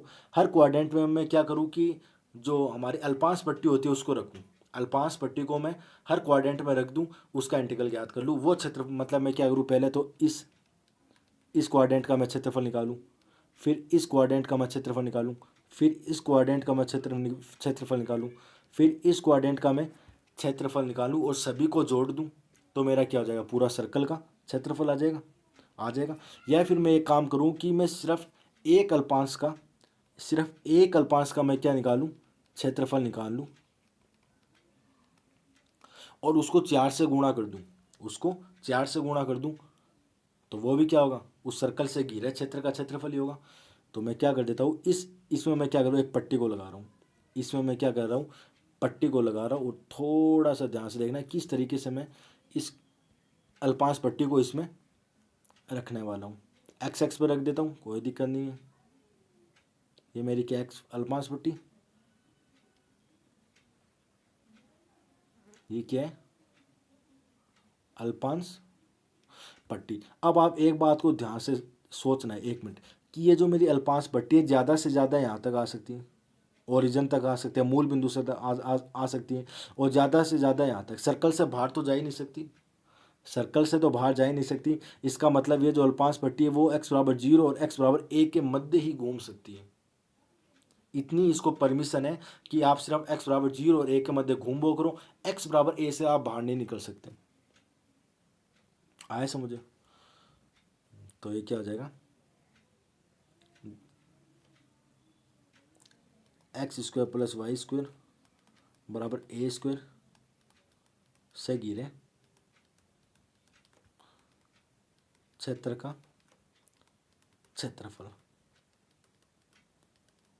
पट्टी किस पर चलाई है मैंने, पट्टी किस पर चलाई, एक्स एक्स पर, और x की लिमिट कितनी है 0 से a, और y का मान निकालो, क्यों एक्स एक्स पर चलिए तो y का मान निकलेगा। यानी ये हो जाएगा y dx, ये हो जाएगा y dx। Y D X कैसे आया ये भी आपको पता है या बताऊँ? चलो बता ही देता हूँ थोड़ा सा। ये मेरी जो अल्पांश पट्टी आयताकार है, देखो ध्यान से देखना, थोड़ी सी आयताकार है। और आयत का जो क्षेत्रफल होता है वो क्या होता है? लंबाई गुणा चौड़ाई। और मान लो कि देखो वो क्या होता है? लंबाई गुणा चौड़ाई। इसकी लंबाई कितनी है? इसकी लंबाई कितनी है भाई? इसकी लंबाई कितनी है वाई? और इसकी चौड़ाई कितनी है? D x. तो इसमें थोड़ा सा परिवर्तन होना ना, परिवर्तन हो रहा है इसमें ना। तो इसकी जो चौड़ाई हो जाएगी वो कितनी हो जाएगी? D x. और इसकी लंबाई कितनी है भाई? तो वाई डी एक्स। और वाई डी एक्स हो गया तो यहाँ पर वाई का मान निकालो, यहाँ से निकाले तो यहाँ से वाई का मान क्या आ जाएगा? यहाँ से वाई का मान आ जाएगा अंडरूट ए का square minus x square D x. तो ये हो जाएगा मेरा इसका समाकलन 0 से ए अंडरूट ए का स्क्वायर माइनस एक्स का स्क्वायर और डी एक्स। और इसका जो समाकलन होता है वो क्या होता है? x/2 अंडरूट ए का square minus A square plus A square by 2 sine inverse x/a। और समाकलन के बाद लिमिट 0 से ए हो जाएगी। अब ध्यान से देखना है, अगर मैं यहाँ पर ए पुट करूँ तो भाई 0 यहाँ पर ए पुट करूँ तो ये हो जाएगा मेरा, क्या हो जाएगा मेरा? ये हो जाएगा मेरा ए का स्क्वायर बाई 2 और साइन इनवर्स ए अपॉन ए, ये 1 हो जाएगा। यानी हो जाएगा मेरा ए का स्क्वायर बाई 2 और साइन इनवर्स 1 का मान कितना होता है? पाई/2। और तो हो जाएगा 4, तो हो जाएगा पाई/4 ए का स्क्वायर। और टोटल एरिया अगर मैं निकालूँ, मैं किसकी बात करूँ? टोटल अगर मैं एरिया की मैं बात करूँ तो वो किसके बराबर होगा? वो 4 से गुणा कर दूँ और जो एक क्वाड्रेंट का जो मैंने क्षेत्रफल निकालना है उससे मल्टीप्लाई कर दूँ। तो ये हो जाएगा भाई साहब मेरा पाई ए स्क्वायर सेमी स्क्वायर, या वर्ग सेंटीमीटर या वर्ग मीटर। ठीक है, ये हमारा क्वेश्चन था। अगला अगला क्वेश्चन देखो, एक समांतर चतुर्भुज का क्षेत्रफल ज्ञात कीजिए जिसकी जो संलग्न जो भुजा है वो ये दी हुई है, यानी ए वेक्टर दिया हुआ है, बी वेक्टर दिया हुआ है। ए वेक्टर दिया हुआ है मेरा आई के माइनस का जे के प्लस का 3 के। कितना क्वेश्चन है? क्वेश्चन नंबर 14 है क्या? क्वेश्चन नंबर 14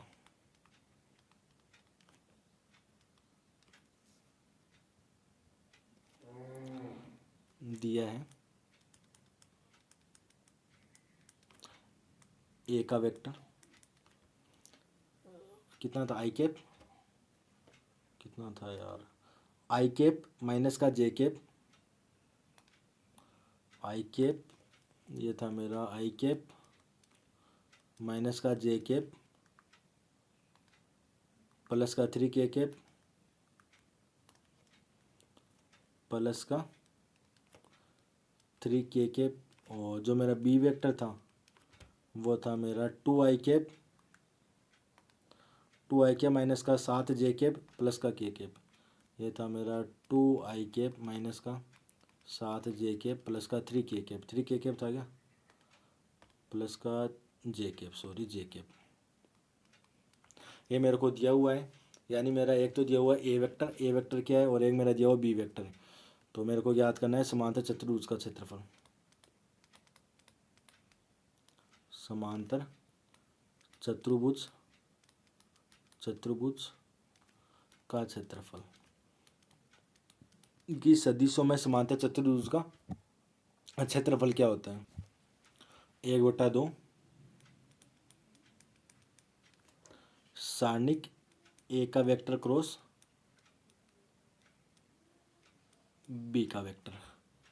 और जो ए का जो वेक्टर है क्रॉस बी का वेक्टर है उसको हमें पता है कि हम किस तरीके से इनको हम क्या करते हैं? सॉल्व करते हैं। याद है ना? यहाँ पर आ जाएगा आई कैप, यहाँ पर आ जाएगा जे कैप, यहाँ पर आ जाएगा के कैप। आई कैप का कोफिशिएंट हो जाएगा 1 माइनस का 1, ये हो जाएगा 3, और ये हो जाएगा 2, ये हो जाएगा माइनस का 7, और ये हो जाएगा 1। और इसको प्रूफ किस तरीके से करेंगे? आई कैप को बाहर ले लो, ये गया तो ये हो जाएगा -1, ये हो जाएगा मेरा -1, और एक माइनस का निशान आता है और वो माइनस और माइनस प्लस, 7 14 7 21 प्लस का 21। और माइनस का सेकंड वाला माइनस में आता है जे कैप, ये गया ये जब 1 माइनस का 5, 1 माइनस का 5। और लास्ट वाला किस में आता है प्लस में के कैप, ये गया 7 माइनस का 7 हो जाएगा, और एक माइनस आता है वो माइनस माइनस प्लस हो जाएगा, ये हो जाएगा 2। तो ये मेरा क्या हो जाएगा, ये मेरा हो जाएगा 21 माइनस का बी हो जाएगा 20 आई कैप, और माइनस माइनस का प्लस का 4 जे कैप, और 7 यहाँ पर कितना था, ये गया माइनस का 7 और मैंने प्लस का 2, और 7 में से 2 गया प्लस का 5 के कैप, यही तो होगा। देखो आई के बाहर ले लिया, ये गया तो माइनस का 1, 7 14 7 21, ठीक है। माइनस का जे कैप, ये गया ये हो जाएगा 1, और 3 दूनी 6, यहाँ पर कितना है देखो जे कैप है ना, ये गया इसका ये गया, ये 1 हो जाएगा, माइनस का 6 आएगा यहाँ पर भाई, और 1 माइनस का 6 क्या कितना हो जाएगा, हो जाएगा प्लस का 5 कैप, और ये जे कैप गया और माइनस का 7 है और प्लस का यहाँ, ठीक है। और इसका क्षेत्रफल क्या आ जाएगा, क्षेत्रफल बराबर हो जाएगा 1/2 बाहर है ये, 1/2 बाहर है ये हो जाएगा 20 आई कैप प्लस का 5 जे कैप प्लस का 5 के कैप। ये इसका क्या हो जाएगा सॉल्यूशन, क्वेश्चन नंबर 14। और अगला हो गया, चलो ये जो अगला जो क्वेश्चन है ना एक्स स्क्वायर। अब देखो यहाँ पर क्वेश्चन की लेंथ बढ़ने जा रही है और लेक्चर काफ़ी बड़ा हो गया, तो नॉर्मली मैं सीधा बता देता हूँ किस तरीके से क्वेश्चन होगा। एक्स की पावर 2 है बट्टा अंडरूट एक्स की पावर 6 प्लस ए की पावर 6। इस एक्स की पावर जो 6 है उसको मैं क्या लिख दूंगा, ठीक है। देखो इसमें 2 क्वेश्चन है, मैं दोनों ही बता देता हूँ किस तरीके से होगा। यहाँ पर देखो एक्स की पावर 6, एक्स की पावर 6 को मैं क्या लिख सकता हूँ, एक्स की पावर इसको मैं इस तरीके से लिख दूँगा, एक्स की पावर 2 बट्टा अंडरूट है ये, और ये हो जाएगा एक्स की पावर 3 की पावर 2 प्लस का ए की पावर 6। और एक्स की पावर 3 को मैं क्या मान लूँगा, टी मान लूँगा, ऊपर वाला एक्स स्क्वायर डी एक्स हट जाएगा, 1/3 पहले आ जाएगा। और इसका जो समाकलन होगा वो क्या होता है, इसका इस तरीके से समाकलन आएगा, ये हो जाएगा, इसको टी माना तो हो जाएगा टी का स्क्वायर, और प्लस ये हो जाएगा ए की पावर 6 को भी तो मैं लिख सकता हूँ, क्या लिख सकता हूँ, ए की पावर 3 की पावर 2, और जो 1/3 बाहर आ जाएगा, 1/3 बाहर आ जाएगा dt। किस तरीके से आएगा, x की पावर 3 को आप टी मान लेना, और इसका जो समाकलन होता है वो लॉग में होता ही, इसका जो समाकलन होता है वो क्या हो जाएगा लॉग में हो जाएगा, यानी 1/3 बाहर है, 1/3 बाहर है, और ये हो जाएगा लॉग, ये हो जाएगा लॉग टी प्लस का अंडरूट टी का स्क्वायर प्लस इसका स्क्वायर यानी ए की पावर 6, और प्लस का सी क्या आ जाएगा नहीं था, टी का मान हटा दूँ, टी को मैंने क्या माना एक्स की पावर 3, यहाँ पर रख दो, इसका सॉल्यूशन हो जाएगा।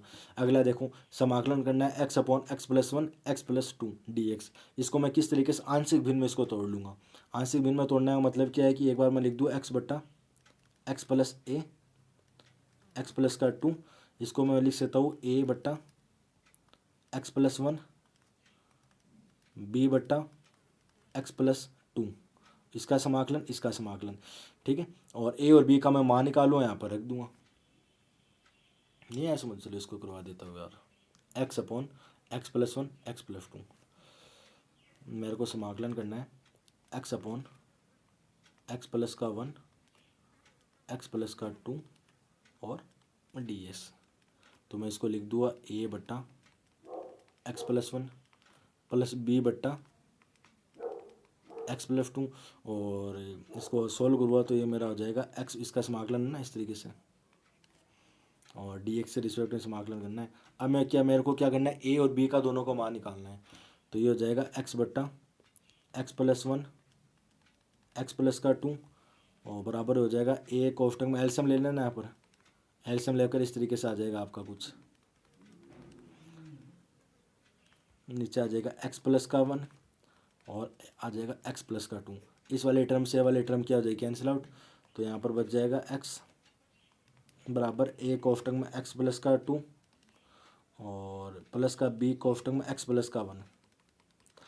इफ़ यदि अगर मैं एक्स बराबर माइनस का 2 पुट कर दूँ तब -1 2 रखता नहीं है 0, और बी का मान कितना हो जाएगा, बी का मान मेरा आ जाएगा 2 माइनस, ये बी का मान मेरा आ जाएगा 2, बी का मान 2 क्यों आया, क्यों एक्स इज़ा -2, इधर -2 प्लस 1 एक से -2 हो गया, माइनस माइनस माइनस कैंसिल, और बी बराबर 2। और इफ़ यदि एक्स का मान अगर मैं -1 पुट कर दूँ तो ए का मान क्या आ जाएगा, ए का मान 2 - 1 यानी ए का मान आ जाएगा -1। देन इसका जो मेरा इंटीग्रल होगा एक्स बट्टा x plus one x plus two d x, a का मान कितना है माइनस, उस माइनस को बाहर निकाल लूँ और वन अपॉन एक्स प्लस का वन डी एक्स, बी का मान कितना है टू, टू को बाहर निकाल लूँ वन अपॉन एक्स प्लस का टू डी एक्स। समाकलन कर दूँ, समाकलन में कितना हो जाएगा माइनस का लॉग जो हो जाएगा एक्स प्लस का वन और इसका हो जाएगा two log X plus two plus का सी। और सोल्व करना चाहते हूँ तो इसको कर दो, इसको मैं लिख सकता हूँ माइनस का लॉग एक्स प्लस का वन प्लस का, इसको मैं लिख सकता हूँ लॉग एक्स प्लस टू का होल स्क्वायर प्लस का सी। अब लॉग एम माइनस एन क्या होता है, लॉग एम बट्टा एन, तो ये मेरा पूरा हो जाएगा मेरा लॉग एम, एम कितना है बट्टा एक्स प्लस वन और ये प्लस का क्या हो जाएगा सी, ये इसका क्या हो जाएगा समाकलन। ठीक है ना, दोनों क्वेश्चन मैंने करवा दिए और इजी था, है ना, एक करना था कौन सा। और आई होप आप नीचे वाला ही करके आए हो। देखो वो तो अलग अलग सोच है सभी की, कोई ऊपर वाला करता है कोई नीचे वाला करता है, नाम में क्या रखा है भाई। अगला देखो, अवकल समीकरण है मेरे पास x D Y point D x plus का टू वाई बराबर के एक्स स्क्वायर का व्यापक हल ज्ञात कीजिए। इसका व्यापक हल ज्ञात करना है और जो नीचे वाला जो मेरा है वो मेरा कौन सा है, ई की पावर एक्स प्लस ई की power minus x D y minus e की पावर एक्स माइनस का ई की power minus x d x बराबर जीरो, इसका व्यापक हल। और व्यापक हल किस तरीके से हम ज्ञात करते हैं, याद है कुछ व्यापक हल, यानी देखो मैं किस तरीके से करने वाला हूँ। यहाँ से अगर मैं D Y point D X का मान निकालूँ, सुनना मेरी बात को, किस तरीके से निकालूँ। यहाँ से अगर मैं D Y point D X का मान निकालूँ तो D Y point D x बराबर क्या हो जाएगा टू वाई अपॉन एक्स बराबर एक्स। और हमने एक मेथड पढ़ा था कि जो y होता है, y का जो कोफिशिएंट होता है वो तो क्या होता है p का मान, यानी p का मान क्या हो जाएगा टू अपॉन एक्स, और जो बराबर में होता है वो क्या होता है q का मान, q का मान कितना हो जाएगा x। और IF हमने निकालते हैं, IF हम किस तरीके से निकालते हैं, IF हम किस तरीके से निकालते हैं, IF हम निकालते हैं इंटीग्रेशन e की पावर x और dx, e की power p dx, sorry e की पावर p dx। चलो इसको करा देता हूँ, ये मेरा है X D Y point D x plus का टू वाई बराबर एक्स स्क्वायर, क्या है मेरा X D Y point D x plus का टू वाई बराबर एक्स स्क्वायर। सबसे पहले तो मैं इसको अवकल समीकरण की फॉर्म में ले आता हूँ, एक्स स्क्वायर का भाग देने पर तो यहाँ पर हो जाएगा D Y upon D x plus का हो जाएगा टू अपॉन एक्स, वाई बराबर क्या हो जाएगा एक्स। और हमने जो प्रश्नावली पढ़ी थी उसमें एक फॉर्म था इस तरीके से D Y upon D x plus का पी डॉट वाई बराबर क्यू। अब देखो कंपेयर करो, पी का मान कितना है, इसलिए पी का मान कितना है टू अपॉन एक्स, क्यू का मान कितना है एक्स। और आई एफ अगर मैं निकालूँ तो आई एफ किस तरीके से निकलता है ई, और पी डी एक्स, तो ई पी डी एक्स अगर मैं निकालूँ तो ये हो जाएगा ई, पी का मान है two upon x d x, दो को बाहर ले लो, वन अपॉन एक्स का समाकलन हो जाएगा लॉग एक्स, यानी हो जाएगा ई की पावर टू लॉग एक्स। और इतना ही अगर हो गया तो दो को ऊपर ले जाओ, ये हो जाएगा ई लॉग एक्स की पावर दो, ई से लॉग कैंसिल आउट हो जाता है, यानी हो जाएगा एक्स स्क्वायर। यानी इसका जो आई एफ आया वो क्या हो जाएगा एक्स स्क्वायर। और इसका पूर्ण हल या व्यापक हल अगर मैं निकालूँ, व्यापक हल अगर मैं निकालूँ तो याद करो उसका फॉर्मूला किस तरीके से, I dot F dot Y, इसको वाई से मल्टीप्लाई कर दूँ बराबर इंटीग्रेशन क्या था आई एफ, यहाँ पर क्यू था और उसका एक्स के रिस्पेक्ट में डेरिवेटिव, और आई एफ का मान आया था एक्स स्क्वायर, तो ये हो जाएगा एक्स स्क्वायर डॉट वाई, ये बराबर हो जाएगा, ये हो जाएगा एक्स की पावर दो और एक्स क्यू कितना था एक्स, तो ये हो जाएगा एक्स डी एक्स, और एक्स की पावर दो और ए कितनी हो जाएगी एक्स की पावर तीन। तो इसका मेरे को समाकलन करना है, इजीली हो जाएगा एक्स की पावर फोर बट्टा चार और प्लस सी का यहाँ पर क्या है नियतांक। ठीक है, अब मैं क्या कर देता हूँ यहाँ पर जो एक्स की पावर जो दो इसको हटा दूँ तो मेरा वाई बराबर आ जाएगा एक्स की power four by four x square plus का सी बट्टा एक्स स्क्वायर, और ये मेरा बराबर हो जाएगा एक्स की पावर दो चला जाएगा x square by four plus का सी एक्स की पावर माइनस का 2, ये इसका क्या हो जाएगा सॉल्यूशन, व्यापकल, है ना। देखो लमसम लेक्चर में करवा रहा हूँ, लमसम क्वेश्चन में करवा रहा हूँ, सभी क्वेश्चन करवा रहा हूँ मैं, ठीक है। तो यहाँ तक हो गया, इसको देख लेते हैं। ये हो गया ना। अगला क्वेश्चन देखो, मध्य कोण ज्ञात करना है। भाई ये बहुत बड़ा क्वेश्चन है, बहुत बड़ा क्वेश्चन। अगला क्वेश्चन देखो, दिए गए रेखा युगम आर वेक्टर बराबर है 3 आई के प्लस का 2 जे के माइनस का 4 के कैप प्लस का लैम्डा है आई के प्लस का 2 जे के प्लस का 2 के कैप, और एक आर वेक्टर मेरे को दिया हुआ इस तरीके से, यहाँ पर लैम्डा यहाँ पर म्यू, इन दोनों का जो मध्य कोण होगा वो हमें ज्ञात करना है कि मध्य कोण कितना होगा, ठीक है ना। क्वेश्चन नंबर 18 में क्या बोलता है, आर वेक्टर दिया हुआ मध्य, इन दोनों का मध्य कोण ज्ञात करना है। और A1 ये रहा मेरा, B1 ये रहा, और A2 मेरा वेक्टर ये रहा, और B2 मेरा वेक्टर ये रहा, ठीक है। और बहुत बड़ा है, वरना मैं करा देता, ऑलरेडी लेक्चर 1.5 घंटे के लमसम चला गया है फिलहाल, है ना। तो इसको करना है। देखो ज़्यादा जो दिक्कत आती है वो छोटे छोटे क्वेश्चन में आती है, बड़े बड़े क्वेश्चन में कभी दिक्कत आती नहीं, क्यों, बड़े बड़े क्वेश्चन है वो एज इट इज़ जो बुक होती है बुक से उठते हैं सभी के सभी, ठीक है। चलो अगला क्वेश्चन देख लेते हैं क्या बोलता है। कौन सा है,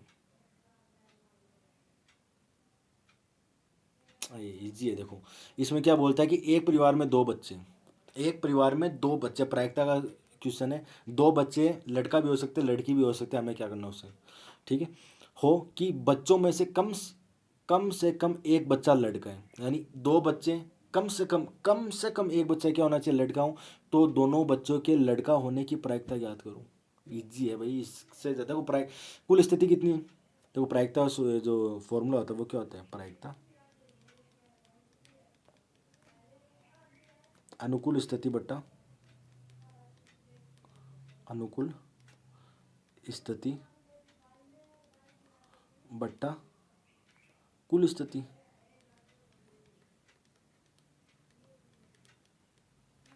अनुकूल स्थिति बट्टा कुल स्थिति। कुल स्थिति कितनी है, 2, और बच्चे होने की प्रायिकता याद करनी है, कम से कम एक लड़का होना चाहिए।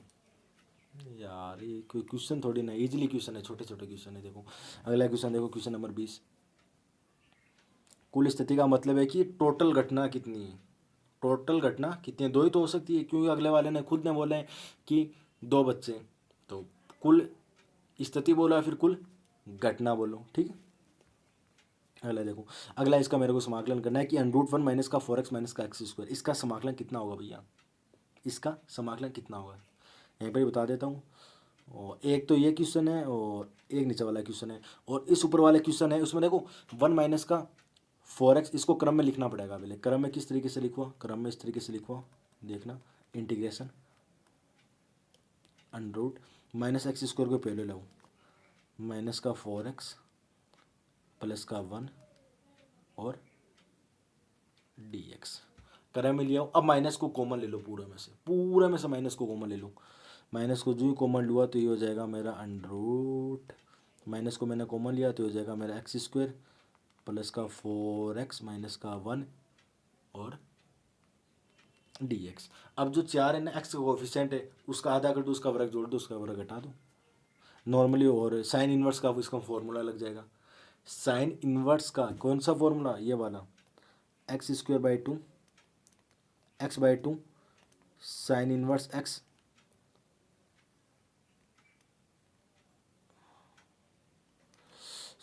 x बट्टा 2 √x² या फिर a² माइनस x² प्लस का a का स्क्वायर बाई 2 और sine inverse x upon a plus का c, ये इसमें क्या लग जाएगा, फॉर्मूला लग जाएगा इसका। अगला देखो, अगला मेरे को इंटीग्रेशन करना है कि निश्चित समाकलन है, निश्चित समाकलन, इस अंतराल में हमें इसका क्या करना होगा, समाकलन करना होगा -1 से प्लस का 1, 5x⁴ और √x⁵ प्लस का 1 dx। क्या करना पड़ेगा, इस अंदर वाले को t मान लो, काम हो जाएगा, इस अंदर वाले को t मान लो, काम हो जाएगा। चलो करवा देता हूँ, माइनस छोटा सा है, -1 से 1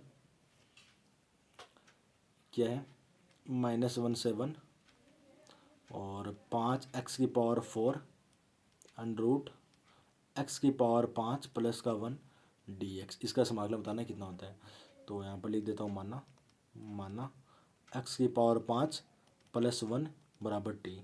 तो ये हो जाएगा 5 अंदर पहले चला जाएगा, एक्स की पावर 4 हो जाएगा, एक्स का डी एक्स हो जाएगा, टी का क्या हो जाएगा डी टी हो जाएगा और डी टी हो जाएगा। अच्छा अब एक बात और ध्यान में रखना, जब मैंने समाकलन में टी में बदल रहा हूँ तो जो इसकी लिमिट है वो भी तो टी में ही आएगी, अब वो भी तो टी में ही आएगी। तो यहाँ पर मैं अगर x का मान मैं 1 कर दूँ तो 1 कर दूँ तो x की पावर 5 1 की पावर 5 1, यानी t का मान कितना हो जाएगा, t का मान हो जाएगा 2। और x का मान अगर मैं माइनस का 1 कर दूँ तो t का मान कितना हो जाएगा, देखो -1 का मतलब क्या होता है, -1 गुणा -1 प्लस -1 गुणा -1 प्लस और ये माइनस ये हो जाएगा माइनस का 1 और प्लस का 1 हो जाएगा 0, यानी इसकी लिमिट हो जाएगी 0 से 2। 0 से 2 क्यों, क्योंकि जो -1 है उसको 5 बार करो, देखो -1 उसको 5 बार करो, -1 गुणा -1 गुणा -1 गुणा -1 गुणा -1 3 2 5, तो माइनस और माइनस, ये माइनस और माइनस प्लस, ये माइनस और माइनस प्लस, प्लस गुणा plus plus, plus minus minus minus, यानी माइनस का क्या हो जाएगा 1, तो माइनस का 1 प्लस का 1 0, यानी टी का मान क्या हो जाएगा 0। देन तब हमारी लिमिट क्या हो जाएगी 0 से 2, 0 से 2 5 एक्स की पावर 4 डी एक्स को मैं लिख सकता हूँ डी टी, और इसको मैंने टी माना है, ये हो जाएगी टी की पावर 1/2 और ये हो जाएगा मेरा डी टी। और टी की पावर 1/2 का समाकलन होता है टी की पावर 1/2 प्लस का 1 बट्टा माइनस 1/2 प्लस का 1/2 प्लस का 1, और ये मेरा क्या हो जाएगा, अच्छा लिमिट भी तो लगेगी, लिमिट भी तो लगेगी 0 से 2 प्लस का सी मेरा क्या हो जाएगा नियतांक। तो हो जाएगा टी की पावर 1/2 प्लस 1 हो जाएगा टी की पावर 3/2, 3/2 नीचे भी आएगा, ऊपर जाकर हो जाएगा 2/3, और इस पर लिमिट लग जाएगी 0 से 3। तो ये मेरा हो जाएगा 2/3, तो ऑलरेडी है ही है, ये मेरा हो जाएगा 0 से 2 है क्या, 0 से 2, तो इसका मतलब क्या हुआ √2 गुणा 2, तो 2 2 दूनी 4 4 √2/3, इसका क्या हो जाएगा सोल्यूशन। छोटा क्वेश्चन था, ज़्यादा हार्ड नहीं था, और हो गया क्या पूरा, इतना ही थोड़ी ना, ये हो गया, ये 19 20 तक हो गया ना, 19 हो गया, 20 का हो गया, और 21 का क्वेश्चन और देख लेते हैं। लास्ट 2 क्वेश्चन और है, इस लेक्चर में दोनों को कवर कर लेंगे। यहाँ पर देखो, रेखा I1 और I2 के बीच की न्यूनतम दूरी ज्ञात कीजिए जिसके सदिश समीकरण आर वेक्टर बराबर आई के प्लस का जे के प्लस का लेमडा कोष्टक में 2 IK माइनस का जे के प्लस का के कैप, और एक आर वेक्टर दिया हुआ मेरे पास 2 IK प्लस का जे के माइनस का के कैप प्लस का म्यू कोष्टक में 3 IK माइनस का 5 जे के प्लस का 2 के कैप। यानी मेरे को क्या है, सदिश समीकरण मेरे को दिया हुआ है, सदिश समीकरण मेरे को दिया हुआ है, 2 रेखा मेरे को दी हुई है, ठीक है, आर वेक्टर दिया हुआ है मेरे को, और मेरे को क्या करना है, इन दोनों के बीच की जो न्यूनतम दूरी होगी, इन दोनों के बीच की जो न्यूनतम दूरी होगी वो मेरे को ज्ञात करनी है, न्यूनतम,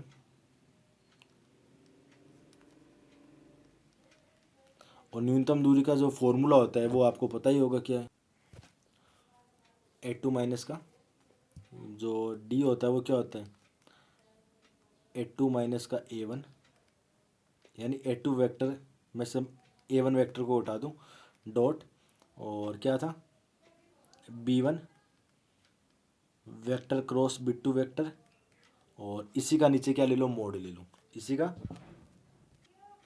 ठीक है। चलो इसका सॉल्यूशन करते हैं, अच्छा क्वेश्चन है। A1 सबसे पहले देखो, A1 A2 B1 B2 का निकाल लेते हैं, A1 A2 क्या B1 B2 क्या है। तो एज गिवन दिया हुआ है मेरे पास कि जो मेरा A1 है वो है मेरा आई कैप प्लस का जे कैप, और जो मेरा A2 है, जो मेरा A2 है, A2 क्या है, A2 क्या है, A2 A1 2 आई कैप प्लस का जे के माइनस का के कैप, 2 आई कैप प्लस का जे कैप माइनस का के कैप, A2 है मेरा 2 आई कैप माइनस है क्या, 2 आई कैप प्लस जे कैप, 2 आई कैप प्लस का जे कैप माइनस का के कैप, और जो B1 है, B1 क्या दिया हुआ है, 2 आई कैप माइनस का जे कैप प्लस का के कैप, ये मेरे को सिमिलरली ये दिया हुआ है कि 2 आई कैप प्लस का जे कैप माइनस का के कैप, और जो मेरा बिट्टू है, बिट्टू क्या दिया हुआ है, बिट्टू दिया है 3 5 2, 3 5 3 आई कैप 5 जे कैप 2 के कैप निशान देख लो, ये प्लस का होगा शायद तक, ये माइनस का होगा। एक बार से मिला लेते हैं, ये प्लस का है या सॉरी माइनस का है, हाँ ये प्लस का है, ठीक है। और जो न्यूनतम दूरी का जो फॉर्मूला होता है, न्यूनतम दूरी का जो फॉर्मूला होता है, न्यूनतम दूरी को डी से व्यक्त करते हैं। न्यूनतम दूरी स्मॉल डी बराबर क्या होता है, स्मॉल डी बराबर क्या होता है, A2 माइनस, देखो यहाँ पर लिखा है A2 माइनस A1 का वेक्टर, यहाँ पर होता है A2 माइनस A1 का वेक्टर और डॉट B1 क्रॉस B2 और divided by B1 cross B2 vector. तो सबसे पहले मैं निकाल लेता हूँ A2 माइनस A1 का वेक्टर, कि A2 माइनस A1 का वेक्टर कितना होगा, इसको नाम दे दो समीकरण नंबर 1। A2 का वेक्टर कितना है, A2 कितना है 2i कैप प्लस का j कैप माइनस का k कैप, इसमें से आप माइनस कर दूँ आई कैप प्लस का j कैप। तो 2i कैप में से एक आई कैप गया तो हो जाएगा आई कैप, जे कैप से 0 हो जाएगा, ये हो जाएगा माइनस का के कैप, यानी हो जाएगा आई कैप माइनस का के कैप। और B1 क्रॉस जो बिट्टू है, B1 क्रॉस बिट्टू को किस तरीके से निकालते हैं, एक मिनट यहाँ पर आ जाते हैं। और मेरा बच्चा B1 क्रॉस बिट्टू का वेक्टर, तो ये मेरा हो जाएगा आई कैप, यहाँ पर आता है आई कैप, यहाँ पर आता है जे कैप, यहाँ पर आता है के कैप।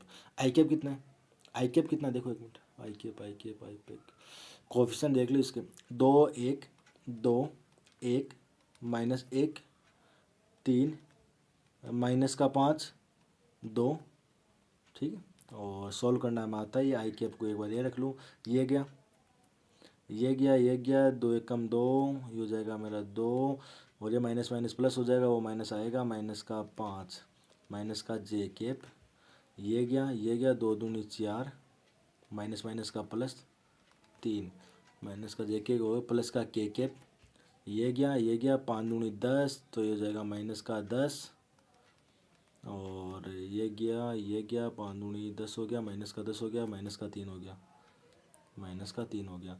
तो अगर इसका परफेक्ट अगर हम देखें तो ये जाएगा B1 क्रॉस B2 बराबर हो जाएगा किसके, 2 में से 5 क्या हो जाएगा माइनस का 3 आई कैप, और 4 और 3 हो जाएगा माइनस का 7 जे कैप, और माइनस का 10 हो जाएगा माइनस का 13 के कैप। बहुत बड़ा होने वाला है। अब इसका मोड ले लो, B1 क्रॉस B2 का जो मोड होगा वो क्या हो जाएगा, वो बराबर होगा किसका, इसका स्क्वायर, यानी माइनस का 3 का स्क्वायर प्लस माइनस का 7 का स्क्वायर प्लस 13 का स्क्वायर, और 13 का स्क्वायर क्या होता है, 13 का स्क्वायर पूरा को जोड़ दो, ये हो जाएगा 169 प्लस का हो जाएगा 49 प्लस का ये हो जाएगा 9। तो B1 क्रॉस B2 का जो वेक्टर होगा मेरा, इसका जो मोड होगा वो मेरा हो जाएगा अंडर रूट, देखो इसको जोड़ो एक मिनट, 169 प्लस का 49 प्लस का 9 ही हो जाएगा 200 200, ये हो जाएगा 227, और 227 किसी का वर्ग होता नहीं, इसका मतलब B1 क्रॉस B2 का वेक्टर क्या आया 227 का अंडर रूट, ठीक है। A2 माइनस A1 का मैंने निकाल ही लिया, क्या आया था मेरा आई के माइनस का के कैप, तो जो मेरा D होगा वो मेरा हो जाएगा आई कैप माइनस का के कैप डॉट, और B1 क्रॉस B2 वेक्टर क्या आया था, B1 cross B2 vector minus का माइनस माइनस माइनस, तीनों माइनस में है, 3 7 13, तो ये आया था माइनस का 3 माइनस का 7 माइनस का 13 के कैप, और नीचे आया था √227। अब एक थोड़ा सा देखना, वैसे आंसर आने वाला है। आई कैप को आई कैप से हो जाएगा माइनस का 3, और जे कैप का यहाँ पर -7 है, यहाँ पर जे कैप का कोफिशिएंट कितना है 0, तो ये हो जाएगा प्लस का 0, और ये हो जाएगा माइनस और माइनस हो जाएगा प्लस का, और ये हो जाएगा 13, और 13 में से 3 गया ये हो जाएगा 10/√227, 227। ये इसका क्या हो जाएगा सोल्यूशन। इसको और सोल्व करना चाहते हो तो सोल्व कर सकते हो। जो नीचे वाला है ना √227, इसका मान आप निकाल सकते हो इसमें। आया समझ। ये था हमारा टोटल पेपर। और चलो एक और देख लेते हैं। निम्नलिखित अवरोधों ना, ये और देख लेते हैं क्या है इसमें।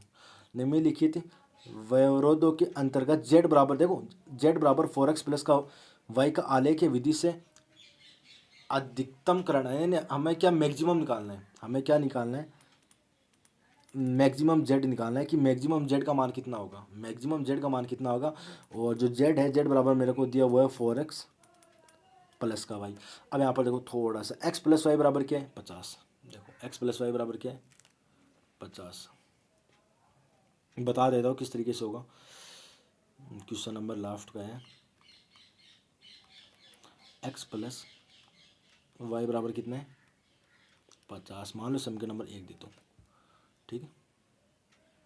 और x प्लस वाई बराबर 50 और अगला है 3x प्लस वाई बराबर 90। सॉरी 3x प्लस का y,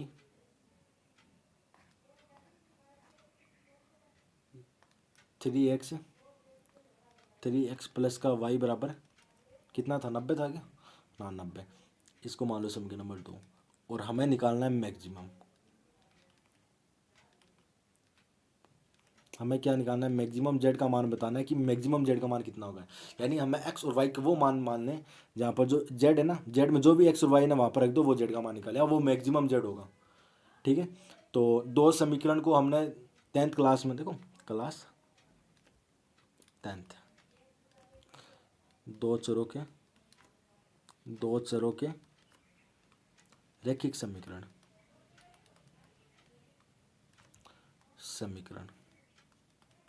वहाँ पर हमने अच्छे तरीके से इनको पढ़ा था कि देखो 3-4 विधि है। फर्स्ट विधि बता देता हूँ, विलोपन। सेकंड प्रतिस्थापन।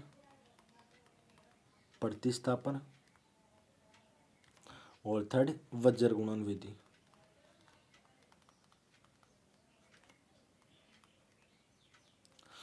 तीनों विधियों में से आप किसी का भी उपयोग कर सकते हो। एक्स और वाई का मान निकालना है और लास्ट में मेरे को क्या करना होगा, देखो एक्स और वाई के जो मान है वो मैक्सिमम आप 2 या 3 तो निकाल ही लेना, 2 या 3 तो आप निकाल ही लेना। और जो हमारा एक्स वाई जो तल है, ये एक्स और वाई इसमें रख देना, डायग्राम बना लेना। यहाँ से देखो प्रतिस्थापन में क्या होता है कि अगर मैं x को यहाँ से हटाऊँ तो y का मान निकालूँ, y का मान निकालो, वो y का मान निकालो, इसमें रख दो, x का मान निकल जाएगा। और है ना, समझ रहे हो ना, कुछ बताने की देखो जरूरत नहीं है ज़्यादा। इस रेखा का एक आपका खुद का इक्वेशन बनेगी। इसकी किस तरीके से बनेगी चलो मैं बता देता हूँ यार। x प्लस वाई बराबर क्या है 50। मान लो कि मैंने x बराबर 0 स्टार्ट किया तो y बराबर कितना आ जाएगा 50। यहाँ पर x है, यहाँ पर y है। x का मान मैंने 0 लिया तो कितना आया 50। y का मान अगर मैं 0 लूँ कितना आएगा 50। इसका मतलब एक तो बन जाएगी, एक तो बन जाएगी। मान लो देखो डबल ले लें, मान लो 0, यहाँ पर 10 ले लो, यहाँ पर 20 ले लो, यहाँ पर 30 ले लो, और ये सीधा 50 ले लो, ठीक है। तो x का मान 0, x का मान 0 रहा और y का मान कितना 50 ये रहा। और सिमिलरली यहाँ पर भी एक बन जाएगी कुछ ना कुछ। तो ये हो जाएगा मेरा वाई एक्सेज है, तो ये हो जाएगा मेरा 0,50 और ये हो जाएगा मेरा 50,0। ये मेरा क्या हो जाएगा 50,0। इन दोनों लाइनों को आपस में मिला दूँ, इन दोनों लाइनों को आपस में मिला देना। और ये किसकी इक्वेशन हो जाएगी एक्स प्लस का वाई। देखो बेटा मैं करवा देता, मेरी इच्छा है करवाने की, लेकिन लेक्चर बहुत बड़ा होता हुआ जा रहा है। बस इस तरीके से हमें बनाना है। इसी सिमिलरली इस नीचे वाली जो सेकंड जो इक्वेशन है उसका भी आप इसी तरीके से ग्राफ को फ्लोट कर लेना, ठीक है ना। और फिर उस जो कटान बिंदु आएगा, उस कटान बिंदु को वहाँ से एक्स और वाई के दो मान निकलेंगे, उन दोनों एक्स और वाई को मान को जेड मैक्सिमम में रख देना, आपका सोल्यूशन आ जाएगा, ठीक है। आपका सोल्यूशन आ जाएगा। ये थी हमारी आज का जो पेपर हुआ था क्लास 12th का, जो 23 मार्च को, उसका सोल्यूशन। बहुत लंबा है भाई, बहुत लंबा है।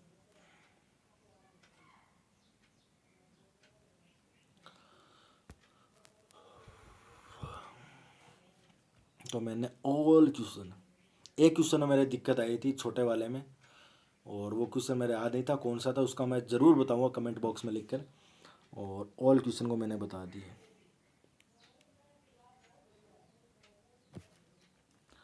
यहाँ पर लिख दो कंप्लीट सॉल्यूशन, और चैनल को मैथ्स जो अड्डा है मेरा, मैथ्स अड्डा 02 को भैया सब्सक्राइब कर लो। बाय सुमित स्वामी।